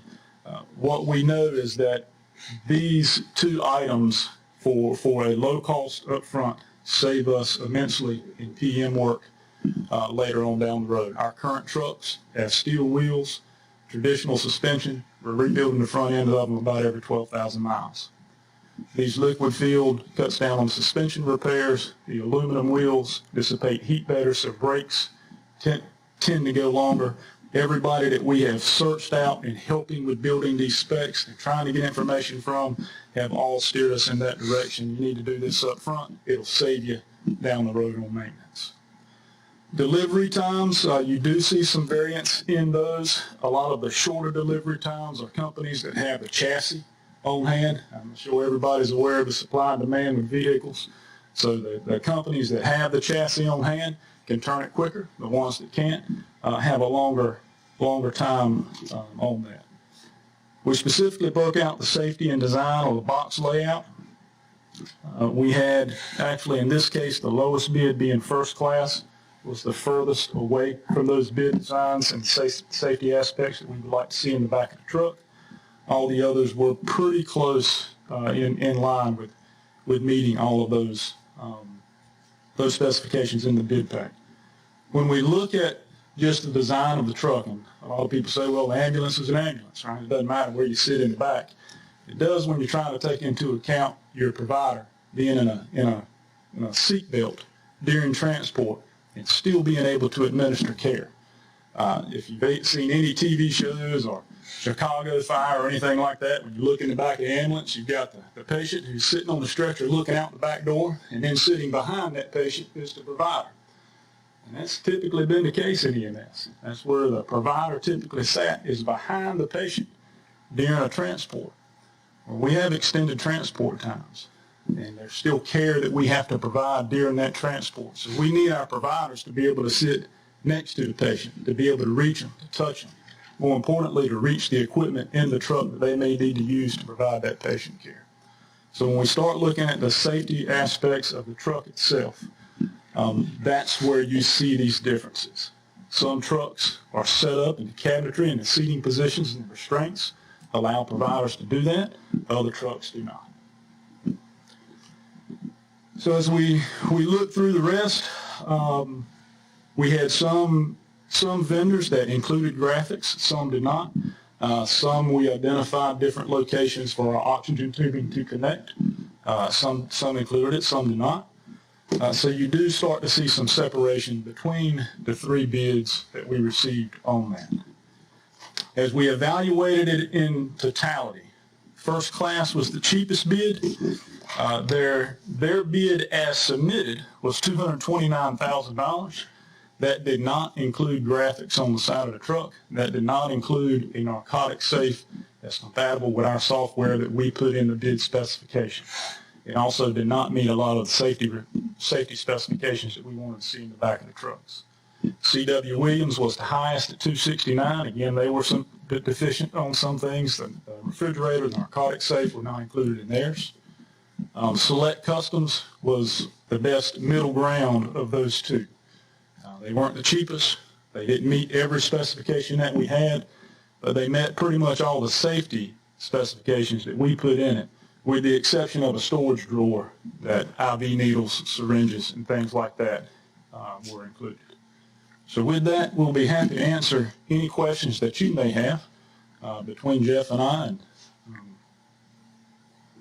our recommendation is to proceed with the Select Custom F550 for $248,277. I have some questions, Mr. Chairman. Commissioner Richardson? Let's see, we're talking about, when we say an ambulance, we're talking about buying the truck and the box, both. Yes, sir. Yes. Okay. You're rebuilding front ends every 12,000 miles? Yes, sir. You have a misdesigned, misspec piece of junk to begin with. So in the past, we have bought the ambulance with the van-style front end. It's an F450 ambulance with the van-style front end. By the time you get that truck with the box on it and loaded with equipment, we are at the max load rating of that truck. So we're already bumping the max capacity of that truck. Well, why are you doing that? That was before us, sir. Why are you doing that? Well, what are you doing now? That's what we're trying to correct. How much is the capacity of the truck you're buying now compared to the load? Right now, our load is approximately anywhere from 12 to 13,000 pounds. The load rating on the new truck we're going to get is 19,000 pounds, whereas the old truck is roughly 11,500 pounds gross vehicle weight. Why can't you buy a heavier rated truck front end? That's what we're doing now, sir. No, heavier than the 19,000. But you're looking at Freightliners and you're looking at about a $500,000 truck. Yeah, but that $500 million truck has a front end that's rebuildable, and you're not going to have to rebuild it if you're every 12,000 miles.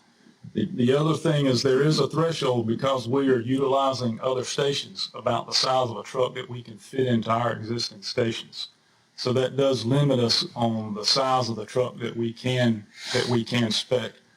If we went with something like the International chassis that has that much heavier front end on it, it wouldn't fit in the stations that we currently occupy.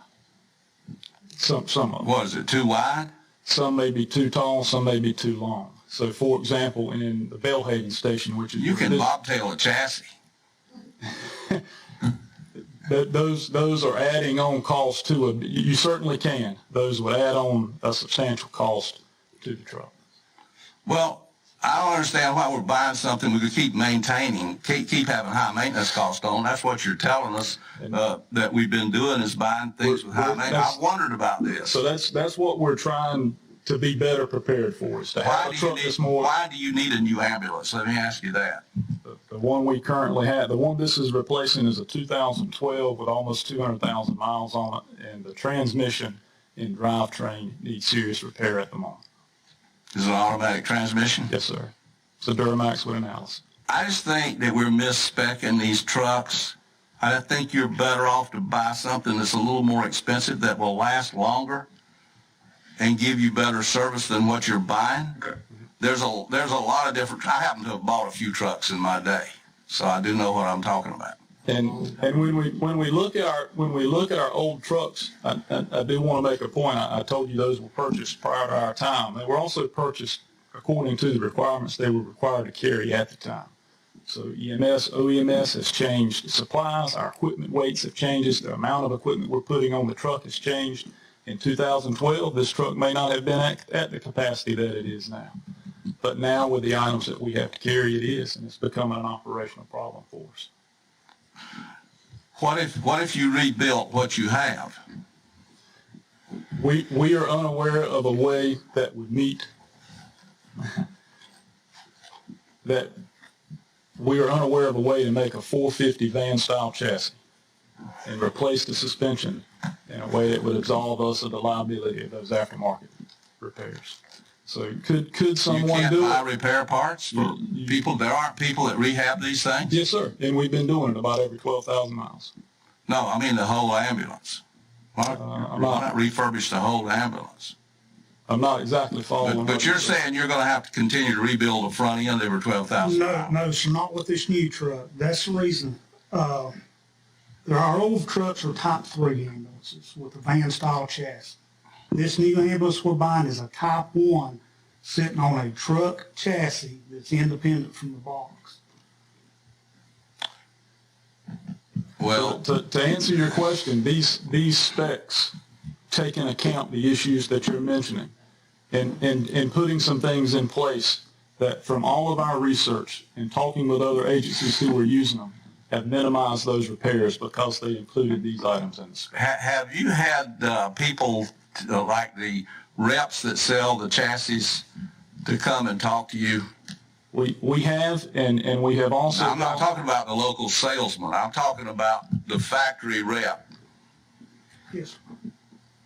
And we have also reached out to other users of fleet vehicle in our county beyond just ambulance. So Mr. Boyd, I spoke to him quite extensively about the PM. He uses a lot of the Ford chassis, everything from F-250 to F-550, which we are speccing. And I've talked a lot of him in comparing gas versus diesel, PM cost, part cost, availability. He was very insightful on giving us some information. So we have made an effort to try to get as much information as we can, and we are just in being full disclosure. We're kind of hesitant on taking word of mouth just from the salesman, as I'm sure you all agree. Well, you don't talk to the salesman for something like this. You talk to the factory rep. Yes, sir. So we've taken advantage of multiple outlets to gain that information. Yes, sir. And factory reps, not salesmen. You're not going to get a factory rep. You can call them and talk to them. They'll talk. Yes, sir. I've called and talked to Wheel Coach. Actually, on the truck itself, we actually talked to Ford Motor Company about the fluids. The biggest thing we want to know is advantageous to the fluid spring suspension underneath it, how well that will save us maintenance on that truck. And they were real good to work with us, email us back and forth. Then we went to the Wheel Coach. Wheel Coach representatives had talked with us, answered questions for us. Medics, they offered to fly us out to their production plant to even look at it and talk with the reps in person. We didn't feel like it's necessary for us to go out there and look, but in our bid specification, there was a lot of parameters that we collected from these representatives and added to our bid specification to make sure we get something that's safe for our people and for the patients who carry. Well, I have a problem with buying something that puts 200,000 miles on it and it needs to be thrown in the junk pile. That shows we didn't buy the right thing to begin with. We need to buy something that that you're coming in here ever so often and saying, it's time to rebuild this ambulance, not throw it in the junk pile and buy another one. And that was including in our considerations of the bid specs. So one of the things that we asked for was a lifetime warranty on the box itself. Because the box does, when we talk about rebuilding a truck, one of the easiest and most feasible way to do that is take the box off and put it on a new chassis. So when you start rebuilding a chassis that's got 200,000 miles on it, there is a point in which it's just better stewardship of our money to say put a new chassis under it. That's one of the reasons why we specifically asked for the lifetime warranties on a lot of these components, so that we would be in a better position that when this chassis hits 200,000 miles, we can take the box off, put it on another chassis, and continue to use it. No, that's not the right answer. Okay. The right answer is when it hits 200,000 miles, we rebuild the chassis. It's not that expensive. But those are prices that I am not familiar with. Well, I mean, I can think of the parts. All you need some bushings and some springs is, there's not that much to it. I mean, we're looking at this from the standpoint of we're buying a disposable item. And I don't think I won't spend the county's money to buy a disposable item. Because I know the equipment business well enough to know that when you get into the heavies like this, you rebuild them. You don't go buy new. Commissioner Redbose. First of all, let me commend you for the fine work you did here in putting this together. Pardon? I said it right. Go ahead.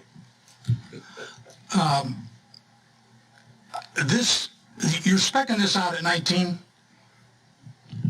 Gross vehicle weight, GVW? Yes, sir. And your current is 11.5? Yes. So we got an 80% increase in the capability of this truck from what we got right now that's falling apart. Okay, so that solves that problem going forward. Having been in this business, I can tell you that you've done some great work here in putting this together, and I fully support this. You want to make a motion? Commissioner Walker. What will happen to the truck this is replacing? It'll just be sold for salvage? Yes, surplus item. Yes, What do you think kind of money will you get from that? that's hard to say in this market. Yeah. It's really hard to say in this market. I'm not sure, Jeff, do you have any in your research? No. I'd like to say, too, that you just didn't obviously throw a dart at the dartboard. You studied on this thing. Yes, sir, very, very much. We've been studying almost a year. We actually started with a steering committee of putting together people that work on the truck, their needs and stuff, and then we looked at the safety aspect. We've been doing almost a year to get this bid specification. Once we finalize and get this is going to be our bid specification from now on. I think So you've next year- identified your shortcomings and you've addressed them, Yes, sir. and I see no problem with it. I make a motion that we approve the recommendation to purchase the ambulance from Select. We have a motion. Is there a second? Have a second. Any further discussion? Hearing none, all in favor, raise your right hand. All opposed? 4-2, it passes. Thank you, sir. Thank you. And this time, we're 15 minutes behind. We'll take our break from 7:15 to 7:30.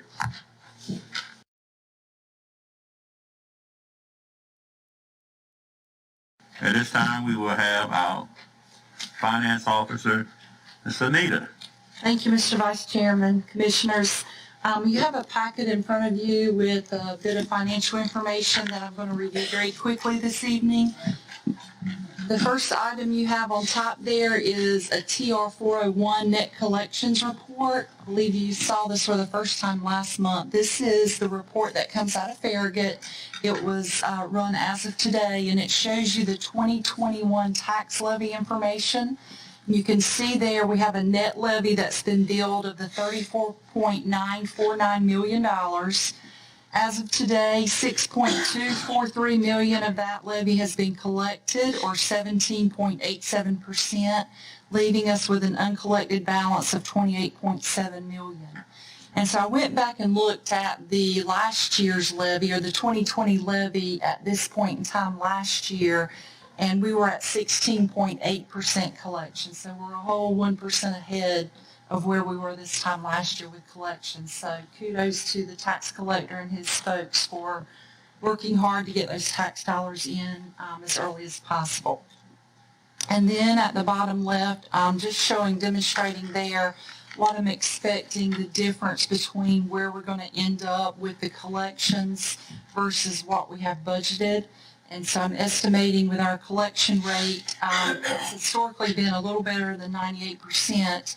That will collect about $34.3 million. We've budgeted $33.750. So I am expecting we'll have a bit of a surplus, around $576,000 for the tax levy. Weren't you looking under last month? We're going to be less than budgeted? I think that, yes, I do believe. Yeah, things have changed. Well, things can change in a month. Got better and improved. That's why it's just an estimate. It's a budget. So we just look at it, from month to month. Moving right along on sales tax, the next sheet there. We did receive information today from the association about our August sales, which will be distributed the 15th of this month. And you can see it highlighted there in yellow in that top left table. This is the 6th straight month that we've received over $1 million in sales tax. Yeah, which is quite impressive, I think.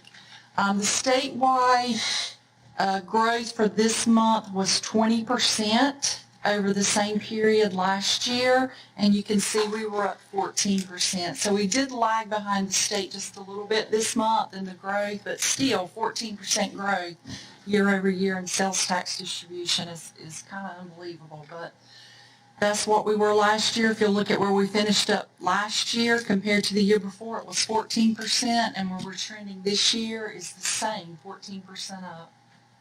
So if you look over to the right, that small box there again, I try to look at what, it's trending at or rolling at or annualizing at compared to what we budgeted, and you can see it's annualizing at 12.6 million. We budgeted 10.6. So if it keeps going like it is and we keep getting $1 million distributions, we're probably going to have a large surplus in sales tax. But then again, I don't know yet. I'm trying to look into the future and try to anticipate what might happen, but I really don't know what's going to happen. So we just have to kind of take it month by month and see where we end up. Any questions on sales tax there? The next page, that's the remaining general fund revenues there. You've got your restricted DSS health revenues, state and federal revenues, your sales and services, investment earnings, nothing spectacular there to point out. The thing I did want to mention here is, so we're 4 months into the fiscal year, July through October 31st, and we've collected $11.1 million in revenue. Well, if you go back a couple more pages and you look at the expenditure side, 2 more pages over, we've spent year-to-date $19.353 million. So that's when we talk about, one of the important reasons to have a healthy fund balance is because there is a gap during the beginning of the fiscal year when your expenditures are going to exceed your revenues until all those tax dollars come in. And I think this demonstrates that really well. We've got an $8.2 million gap right now between our revenue and expenditures that our fund balance is supporting until we can get those tax revenues in November and December. So moving right along, the last few pages are the water and the solid waste, our enterprise funds, and again, nothing that I really need to point out there. They're exactly where I would expect them to be. You can see water fund is at 25.2% collected on the revenues, and ironically, 25.2% expended on their expenditure side. And then for solid waste, about 22% on the revenues. Again, these revenues are mostly the annual solid waste fee. That is a fee, not a tax. However, it is billed on the tax bill just to improve the collectability of that. And so we expect most of that revenue to come in the next couple of months. And on the expenditure side, that 86% is way out of whack because we've issued our purchase order to Republic for the entire year, but actual expenditures are at 23.5% for the year on solid waste. Any questions on the financial report for this month? Yes. Sorry. On the revenue side, under the restricted, the state, DSS, health, other, and on the federal side, is there a reason that they lag what you would expect? We're a third of the year through. Right. So 33%, and these are down in the teens. They do lag. I know DSS does what they call a 1571 report, and that's where they have to say get in all the October expenditures, and they don't file that report until like the end of November, and then you wait for the state to review that and analyze that and then distribute. It's much like the sales tax, that's 3 months behind. I don't think the lag is quite that great, but it's a similar type thing. Anyone else have any questions? Your next item. Thank you. Next item we have is, I thought it would be prudent tonight to just kind of do a brief review of the ARP funds.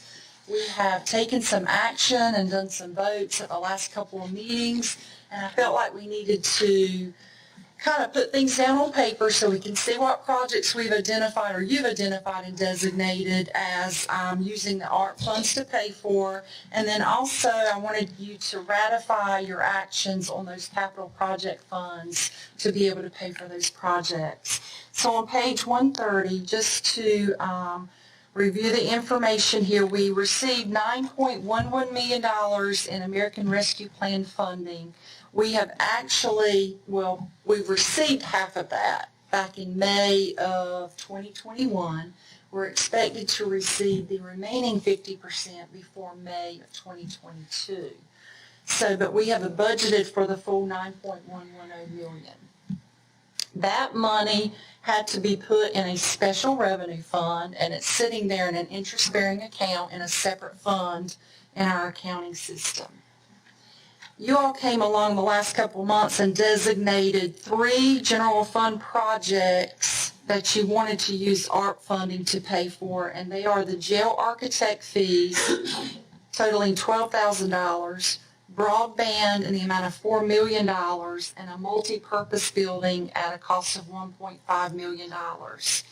So if you turn to page 139, I just want to show you where we have put together a capital project ordinance totaling $5.512 million to pay for those 3 projects there. So what we're doing is we're taking $5.512 million out of that special revenue fund. We're transferring that money to a general fund capital project fund to pay for those 3 projects. In the same manner, you've designated 6 water projects to use ARP funds to pay for, and that is on page 137. So those total, and let's just review those right quick so we'll make sure we're all on the same page. There's a SCADA system replacement at an estimated cost of $700,000. We're doing a water line extension to Swan Point Mobile Home Park for $187,000. 4 elevated storage tank mixers for $112,000. Directional drills on Highway 99, $285,000. And then we're doing various line upgrades and flushing, $250,000. And then the railroad crossing water line issues, $75,000. So those projects total $1,609,000. And you can see on page 137, again, we're moving $1.609 million out of a special project fund into a water capital project fund to pay for those projects there.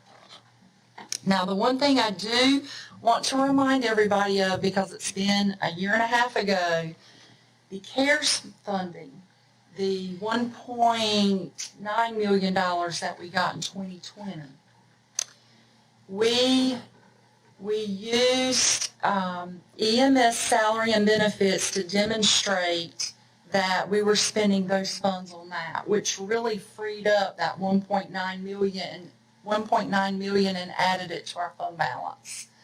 Then we came back along and we identified about 10 projects that we said, you know, these are things we want to do that are COVID related, that we think it's appropriate to spend this new fund balance money on these projects. And you might remember there were things like doing the HVAC cleaning, the filters, the 2 generators that we did, one at this building, one at the admin building. We put up the drive-through shelter at the health department. We did an essential bonus for the employees, essential government worker bonus. And then we also did, we set aside $500,000 for broadband. Hopefully everybody recalls that and remembers that. So an additional budget amendment that we have here is that we need to go ahead and appropriate that $500,000 that rolled into the general fund balance and move it over to that capital project fund that we had set up for broadband. And that's on page 136. Is there a motion? We have a motion. Is there a second? Discussion? Yeah, I have one discussion. I'm still of the opinion that one of the dumbest things that we've ever done, aside from building the road on the four-lane bypass on the west side of Washington where nobody can use it, building the school system twice the size that it needs to be so that the schools are sitting there half occupied, shutting down the hospital in Belhaven and giving away the Beaufort County Hospital. Broadband ranks with all of those really dumb things. This is going to be a disaster before it's over with. The technology is very rapidly making this project obsolete. The example is that last week saw an article that said that Verizon was bragging that they already had 500,000 customers for their satellite broadband. All of the major companies are coming out with satellite broadband. Elon Musk is putting up satellites 24 at a time. On and on and on it goes. This is something that's going to be like the cell phone made the hard lines not quite obsolete, but essentially obsolete. You're going to be in the same position with this. Plus, the only reason that the government ever wanted broadband, and the government pushed broadband right out of the Obama administration is where this came from, is so that they could spy, control, and keep tabs on the American people. This is really a bad deal. Any other commissioner? We have a motion and a second. All those in favor, raise your right hand. All those opposed, 4-2. Thank you. Thank you. Madam Clerk, Katie. Yes, sir. Traditionally, we've held an employee appreciation luncheon once a year for the last couple of years. And this year it was suggested that because of the uncertainty after speaking with the Civic Center and some food vendors, they couldn't guarantee that they'd be able to go forward even on the day of if we were to choose a lunch date. So management is recommending allocating $15 per employee to the individual departments to hold a departmental luncheon. And then additionally, it's recommended that in lieu of decorations, venue rentals, small Christmas gifts, that kind of thing, that $27.07 payment be issued to each employee in their paycheck on December 3rd, which will equate to about $25 per, which it will equate to $25 per employee. Have a motion. Is there a second? I'll second. Go ahead. You said that's $25 per employee. Yes, sir. Okay. Do we have any more ARP money? Do we have any more ARP money? We have $1.9 million left in ARP funding. If you're thinking of some type of employee payment, then I would look back at the CARES funding. There was about $47,000 left in the CARES funding, and I think that it's more appropriate to use CARES funding money for that than ARP funding. Well, is it possible that we could increase that, divide that CARES money that's left, $25, maybe make it 40, 50 for employees? I don't know how many we had. I think you could definitely do that because at this point it's not even CARES funding, it's just general fund balance, and that's money, just unassigned money that you can, as a board, designate how to spend. Well, I'll also amend my motion if that's appropriate. Also amend my motion if that's appropriate to increase that $25 by whatever amount that you have, with that $40,000 that won't surpass it, if that's proper. Doing a quick calculation, I think we could bring it up to $150 per employee payment. I'll make that motion, amend it. I'll still second. Mr. Chairman. Commissioner Richardson. Well, look, I didn't mind the $40, but this is a blatant example This is general fund money. This is not CARES Act money. That's what the finance officer said. It's been converted from whatever it was that they gave us to begin with. It's not general fund money.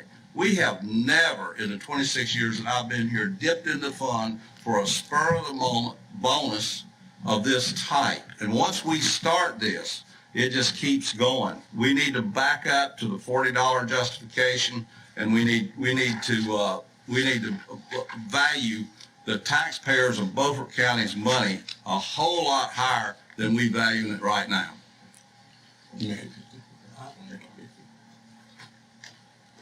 Well, we must also value our employees. And believe it or not, probably 95% of our employees are Beaufort County residents. But I would more or less say I would back it down to $50, make it $50. Because they deserve something. They have worked very, very hard during this pandemic, and everybody been rewarded. And it's time for them to be rewarded. Okay, and I'll still hold you a second for the $50. Mr. Chairman, there was already awards made out of money for people doing exceptional service during the pandemic. I mean, we're setting a really bad precedent here. We need to go back to the $40, which is hard to, let me finish, sir. We need to go back to the $40, which is hard to justify on its own. I was wavering on that, but I was willing to do it. But when you start dipping into the general fund as a honeypot to start rewarding employees without any justification whatsoever on whim, that's not right. Mr. Hood, I mean, this ain't something that you're going to blow a gasket in your head. It's just a vote. I mean, whether it passed or not, we don't know. You just downing and downing. We don't know. Let me finish, sir. Well, don't say a word. Don't you trip your mouth. Don't you trip your mouth up when I'm talking. Stop challenging. I ain't gonna do it. Hold up. But what I'm trying to say is, I mean, you don't run this whole board. It's 6 of us here tonight, and if it fails, it fails. I mean, that's just the bottom line. If it fails, and I'm not going to die if it fails, and I hope you don't die if it passes.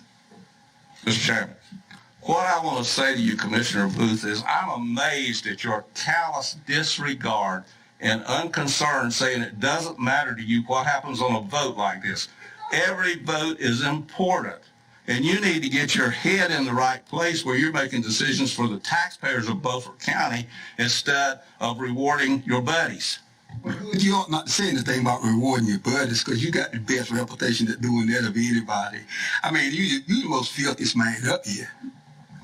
All right, we have a motion and a second. Can I say something? I haven't had anything. Good. I thank you, Commissioner Booth, for bringing up the CARES Act money, because we wouldn't have known if you hadn't brought that up that was in the general fund.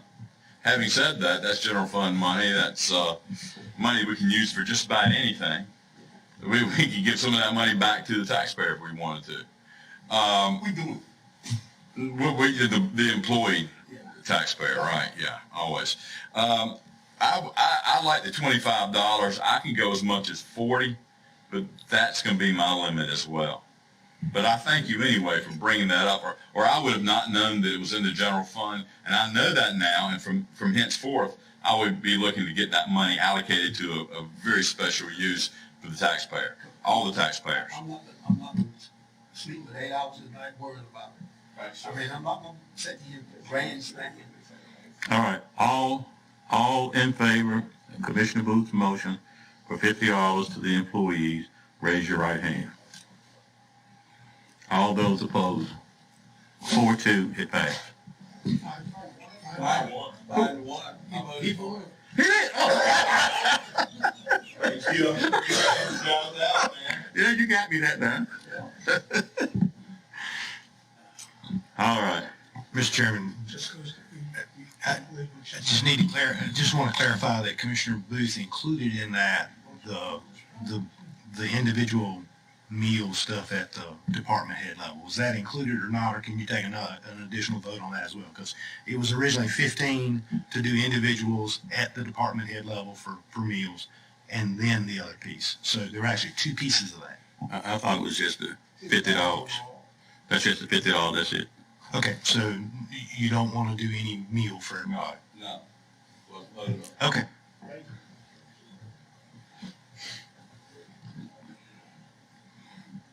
Okay, Mr. Manager, is your item. Broadband negotiation. Thank you, Mr. Vice Chairman. There really isn't any update on this. I have had conversations with our partner, River Street. In fact, I had a conversation with Mr. Coltrane actually Saturday morning. They're continuing to watch items that are coming along. There may be some federal funding that may be appropriate, so they're continuing to watch that, and we'll come back to you when we have any additional information. Thank you. Did you hear anything from Keith?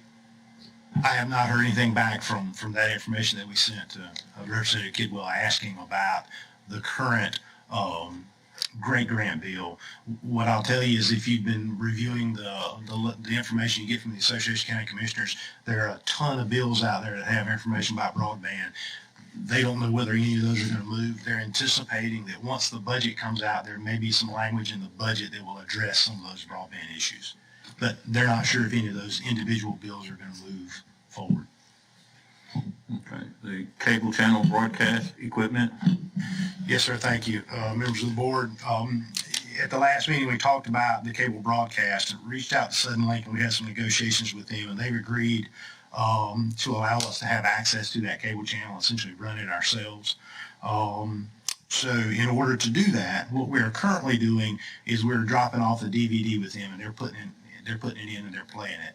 What this would do is this would essentially give you ownership of the PEG channel, and you would be able to run it, program it, broadcast off of it, and do like you would normally do. In order to do that, we would have to have some additional equipment. That would be a Hypercaster B100, license for that, and the support. What that would do is that piece of equipment would be at the head end of the cable company. We would remote into that through the internet. We would upload videos. We would schedule videos, and we would be responsible for how that channel is broadcast. So you see there that it's a total of about $16,500. There are existing funds for that. So if you so choose to move forward, that's what it would be for this new level of service. I will tell you that I had a conversation with one of their engineers, and the reason that the broadcast is what the broadcast is those are analog channels. They're not digital channels. So it doesn't matter what we send to them, it's coming out as analog. They are currently converting some of their channels over. Obviously, they're going to convert those type channels last. They're going to convert their revenue generating channels to high definition before they do that. And he said once they had an opening, then they would certainly move ours over to a high definition. But at this time, it's an analog channel. So. Commissioner Deckard. Yeah. Considering the standards, the $16,500 does not sound too much.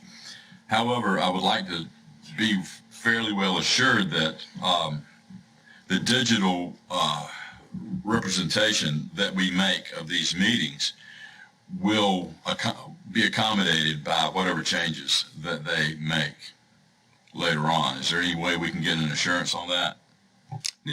I mean, all I can tell you is what the engineer told me, and he said that as soon as they had channels available, they would convert ours to a digital channel, but until they had that channels. $16,500, which we're paying them for a service more than anything else, and as well as what little equipment. I'm sure some of that's got to be service oriented. It's all equipment oriented. It's equipment, and it's a license, and it is support. Okay, No license and support. So that will hopefully ensure us that what we give them at the very top quality, we could probably go 4K if we wanted to with the equipment we have, that they'll be able to broadcast that at whatever their norms are at that time. I mean, if their norms are 1080, they can do 1080. If it's 720, they can do 720. If it's 2K, they can do 2K. Again, all I can say to you is the engineer said that we're currently on an analog channel, and until they have capacity in their system to convert ours to a digital channel, then we're going to be an analog. When we convert to digital, I assume we'll be at whatever highest level they're broadcasting their regular on. So. Okay. Well, okay. Is there any way we can get insurance for that? No.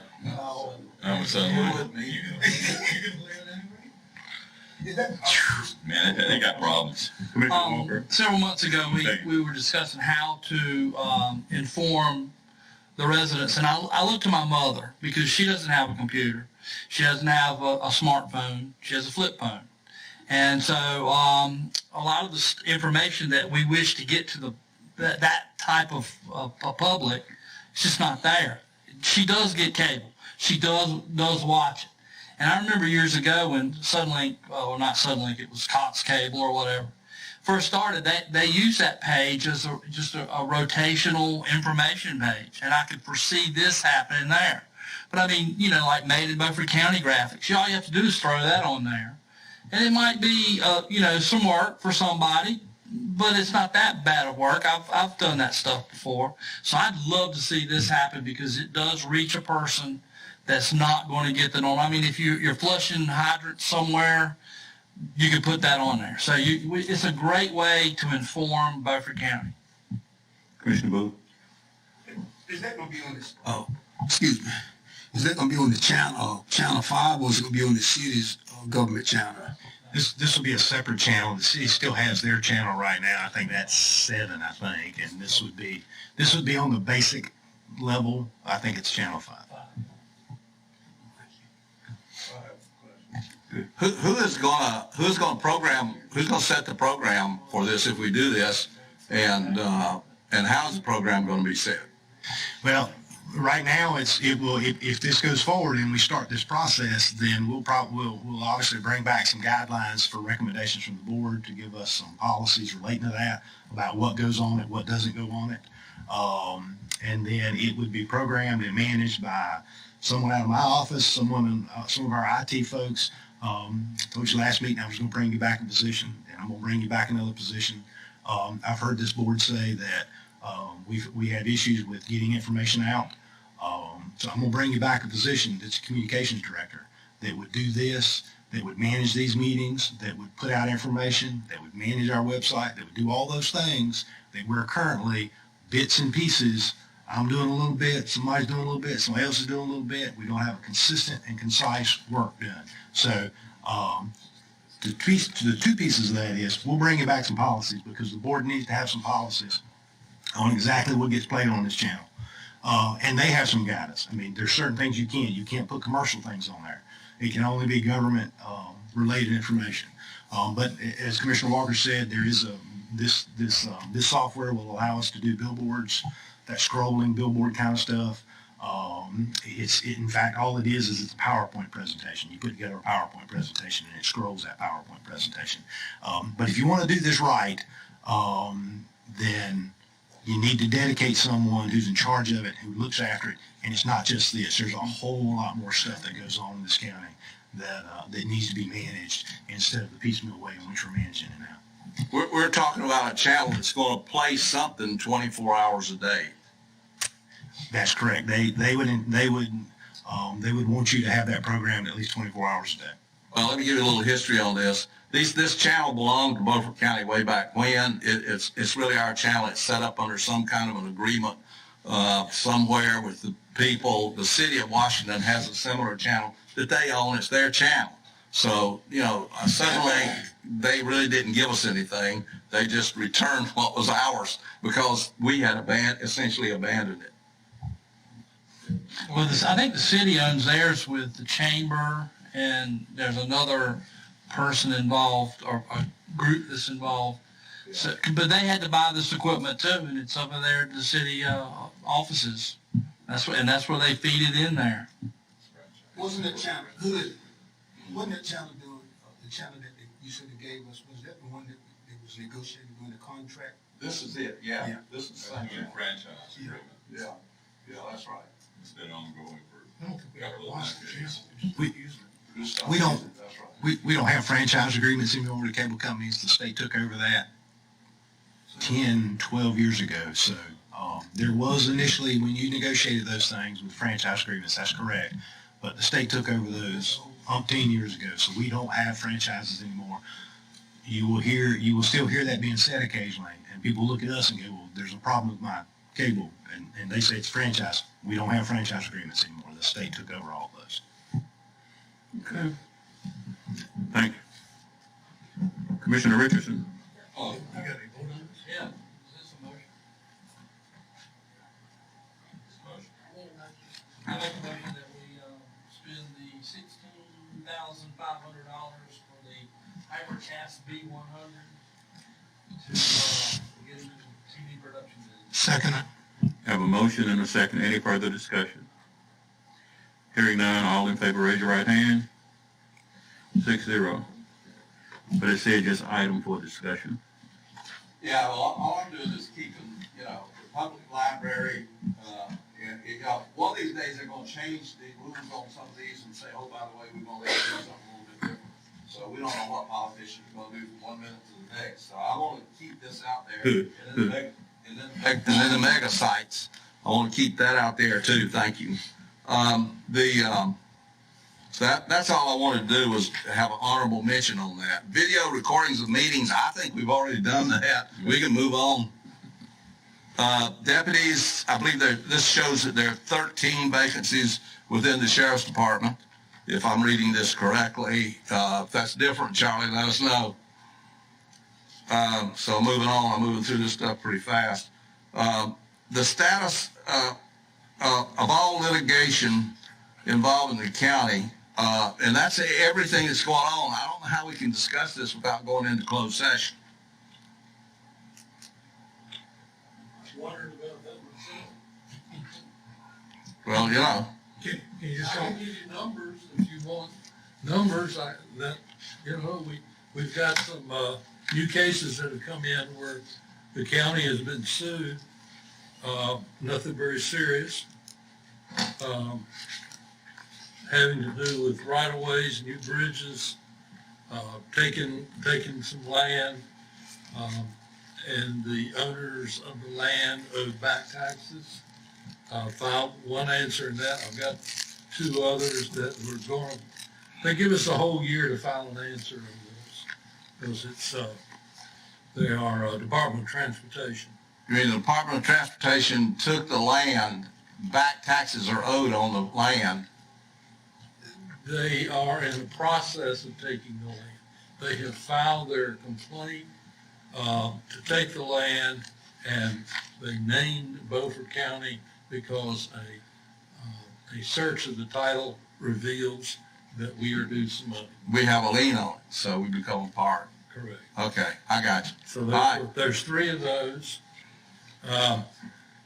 We've got our litigation, Beaufort County versus Amerisource Bergen Drug Corporation, and approximately 20 other defendants were involved in that litigation, still and will be for the foreseeable future. You've got two wrongful termination claims against the Sheriff's Department. They're being handled by the Womble firm in Winston-Salem, been passed out to them by our insurer. We have one lawsuit for death at the jail against the Sheriff's Office. That's still pending. That's also defended by the Womble firm in Winston-Salem. There's been a motion. The last I heard, there was a motion for summary judgment pending for the judges, and that's been several months ago. So, as far as I know, it has not been nothing done with it so far.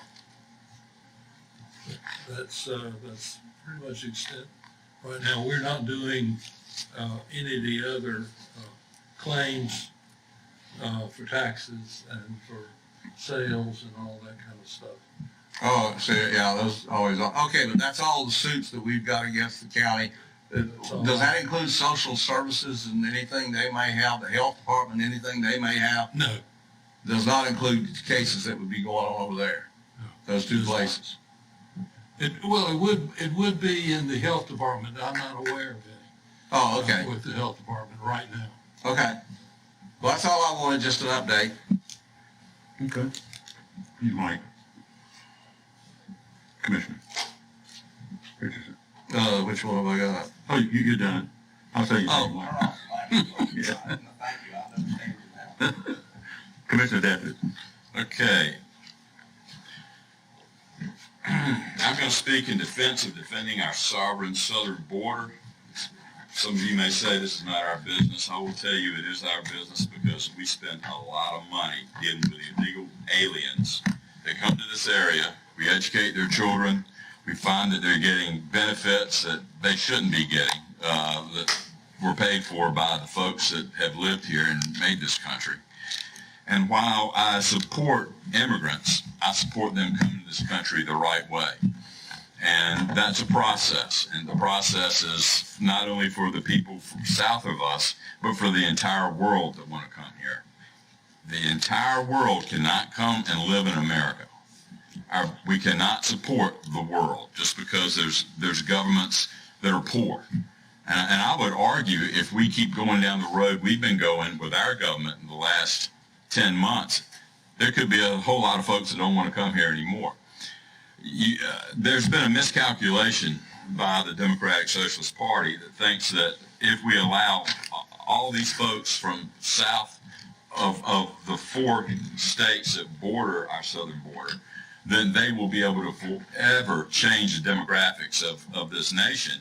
And by resettling these people into our construct of our democratic republic, that they will be able to never lose another election. What we're finding is that people that are Hispanic and living in America, a greater propensity of them now want the southern border to be managed because they're seeing their quality of life go down the tubes.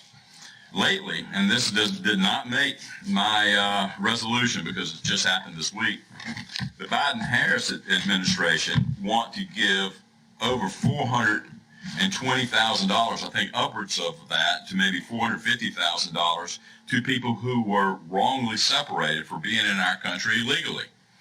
That's driving a lot of folks that care about our nation just nuts.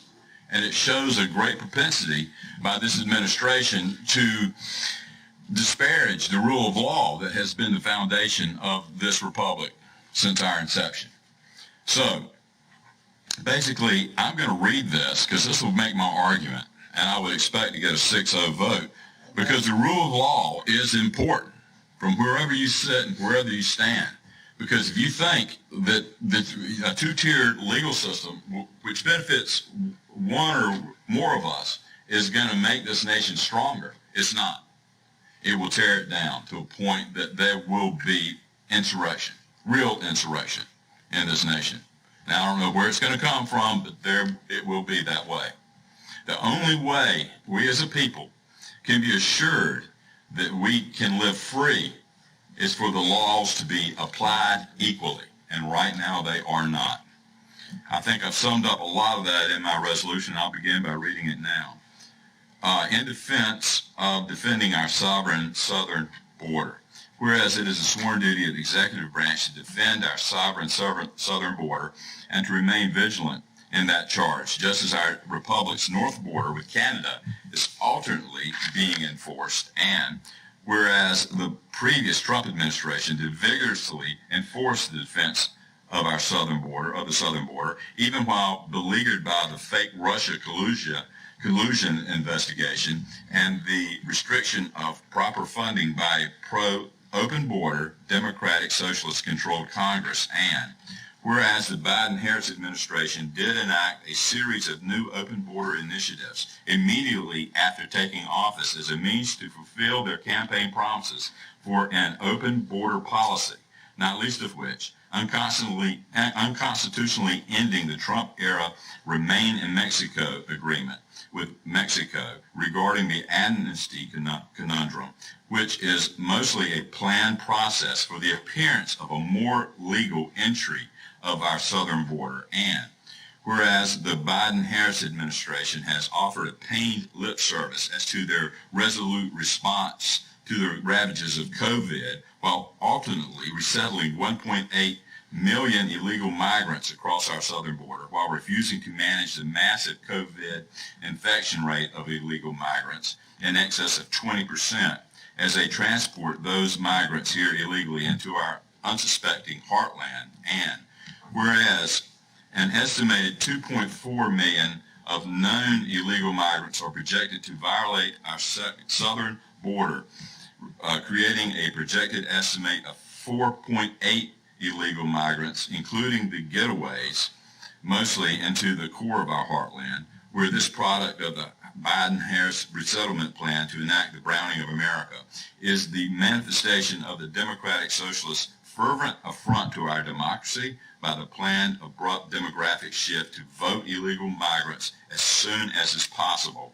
And whereas the southern border spanning the borders of 4 states have been accurately described as our nation's largest crime scene, where the illegals, the coercive force of the Biden-Harris resettlement plan, are aided in this multi-layered endeavor by the narcotics and human trafficking cartels of Mexico, while in the service of the Biden-Harris administration, now grow richer and more powerful to commit the evil acts to distribute massive, unprecedented quantities of the narcotic fentanyl, human slaves, and even terrorists into our United States of America. And whereas border states such as Texas have intensely been affected by the full frontal assault by the Biden-Harris resettlement plan, and that reactive Texas government has now called upon the their National Guard to enforce state and federal border laws to stem this planned invasion, and in the complete absence of any real consistent federal enforcement, which is now their state and federal constitutional and sovereign right to do so. And whereas illegal immigration is a mammoth long-term cost to local governments, both state and county governments, who are forced to pay the bulk for the necessary infrastructure to accommodate the caring for these illegal migrants resettled in states such as North Carolina. Therefore, let it be resolved that it is an incumbent necessity for local governments to be aware of the severe consequences of the Biden-Harris resettlement plan to enact the Browning of America, to know that they may seek constitutional remedy to defend our sovereign southern border, thereby reversing the Biden-Harris plan to purposefully and forever change or destroy our constitutional republic. And I ask for your vote as a motion. And I ask, is there a second? I second it, and I add to this, we're going to have about 5 million new people in the United States this year because of what Stan is talking about. This is a really big deal. Yeah, I would like to also add that we send this to our congressional delegation and also the delegations of the 4 border states as well. All right. We have a motion and a second. All in favor of Commissioner Dethridge's motion, raise your right hand. All opposed? No action. I'll make a motion. He want all white folk here. That's what he want. You ain't got to ask him. He said Browning of America. I really don't think this is a race thing. This is a real thing. Well, why did you say Browning of America? Those are the words used by the Democratic Socialist Party, and they use these words. This is the words they use. This is their plan. And then you think I'm gonna vote for it? You want to get rid of me? Well, hold on a minute. This is a race thing by your party. Well, it might be, and I'm not going to be a part of it. And you are a part of it by making it a race thing right now. All right, this is a dead end road. We ain't gonna be this is dead end road. Any other commissioners? Because we have the commissioner comment section. I won't deny. Hearing none, is there a motion? Hold on a minute. Well, I hope you don't bring that same thing back up again. Now you've done it. I always said what I want to say. Well, I'll say this. This is an important issue. Y'all make light of it, but I've been right from years and years ago bringing these issues up, and now it's happening. And this is going to be a massive issue. You 3 do not feel that it is. I don't. But it is going, no, of course you don't. You don't do math. I do math. And math is very important, and when the taxpayers cannot afford their taxes, I will remind them that you thought this was a race thing. Oh, yes, I did. I'm not going to deny it. Motion. Entertain a motion to adjourn. Race all the time. So, second. All in favor? Good. We adjourn.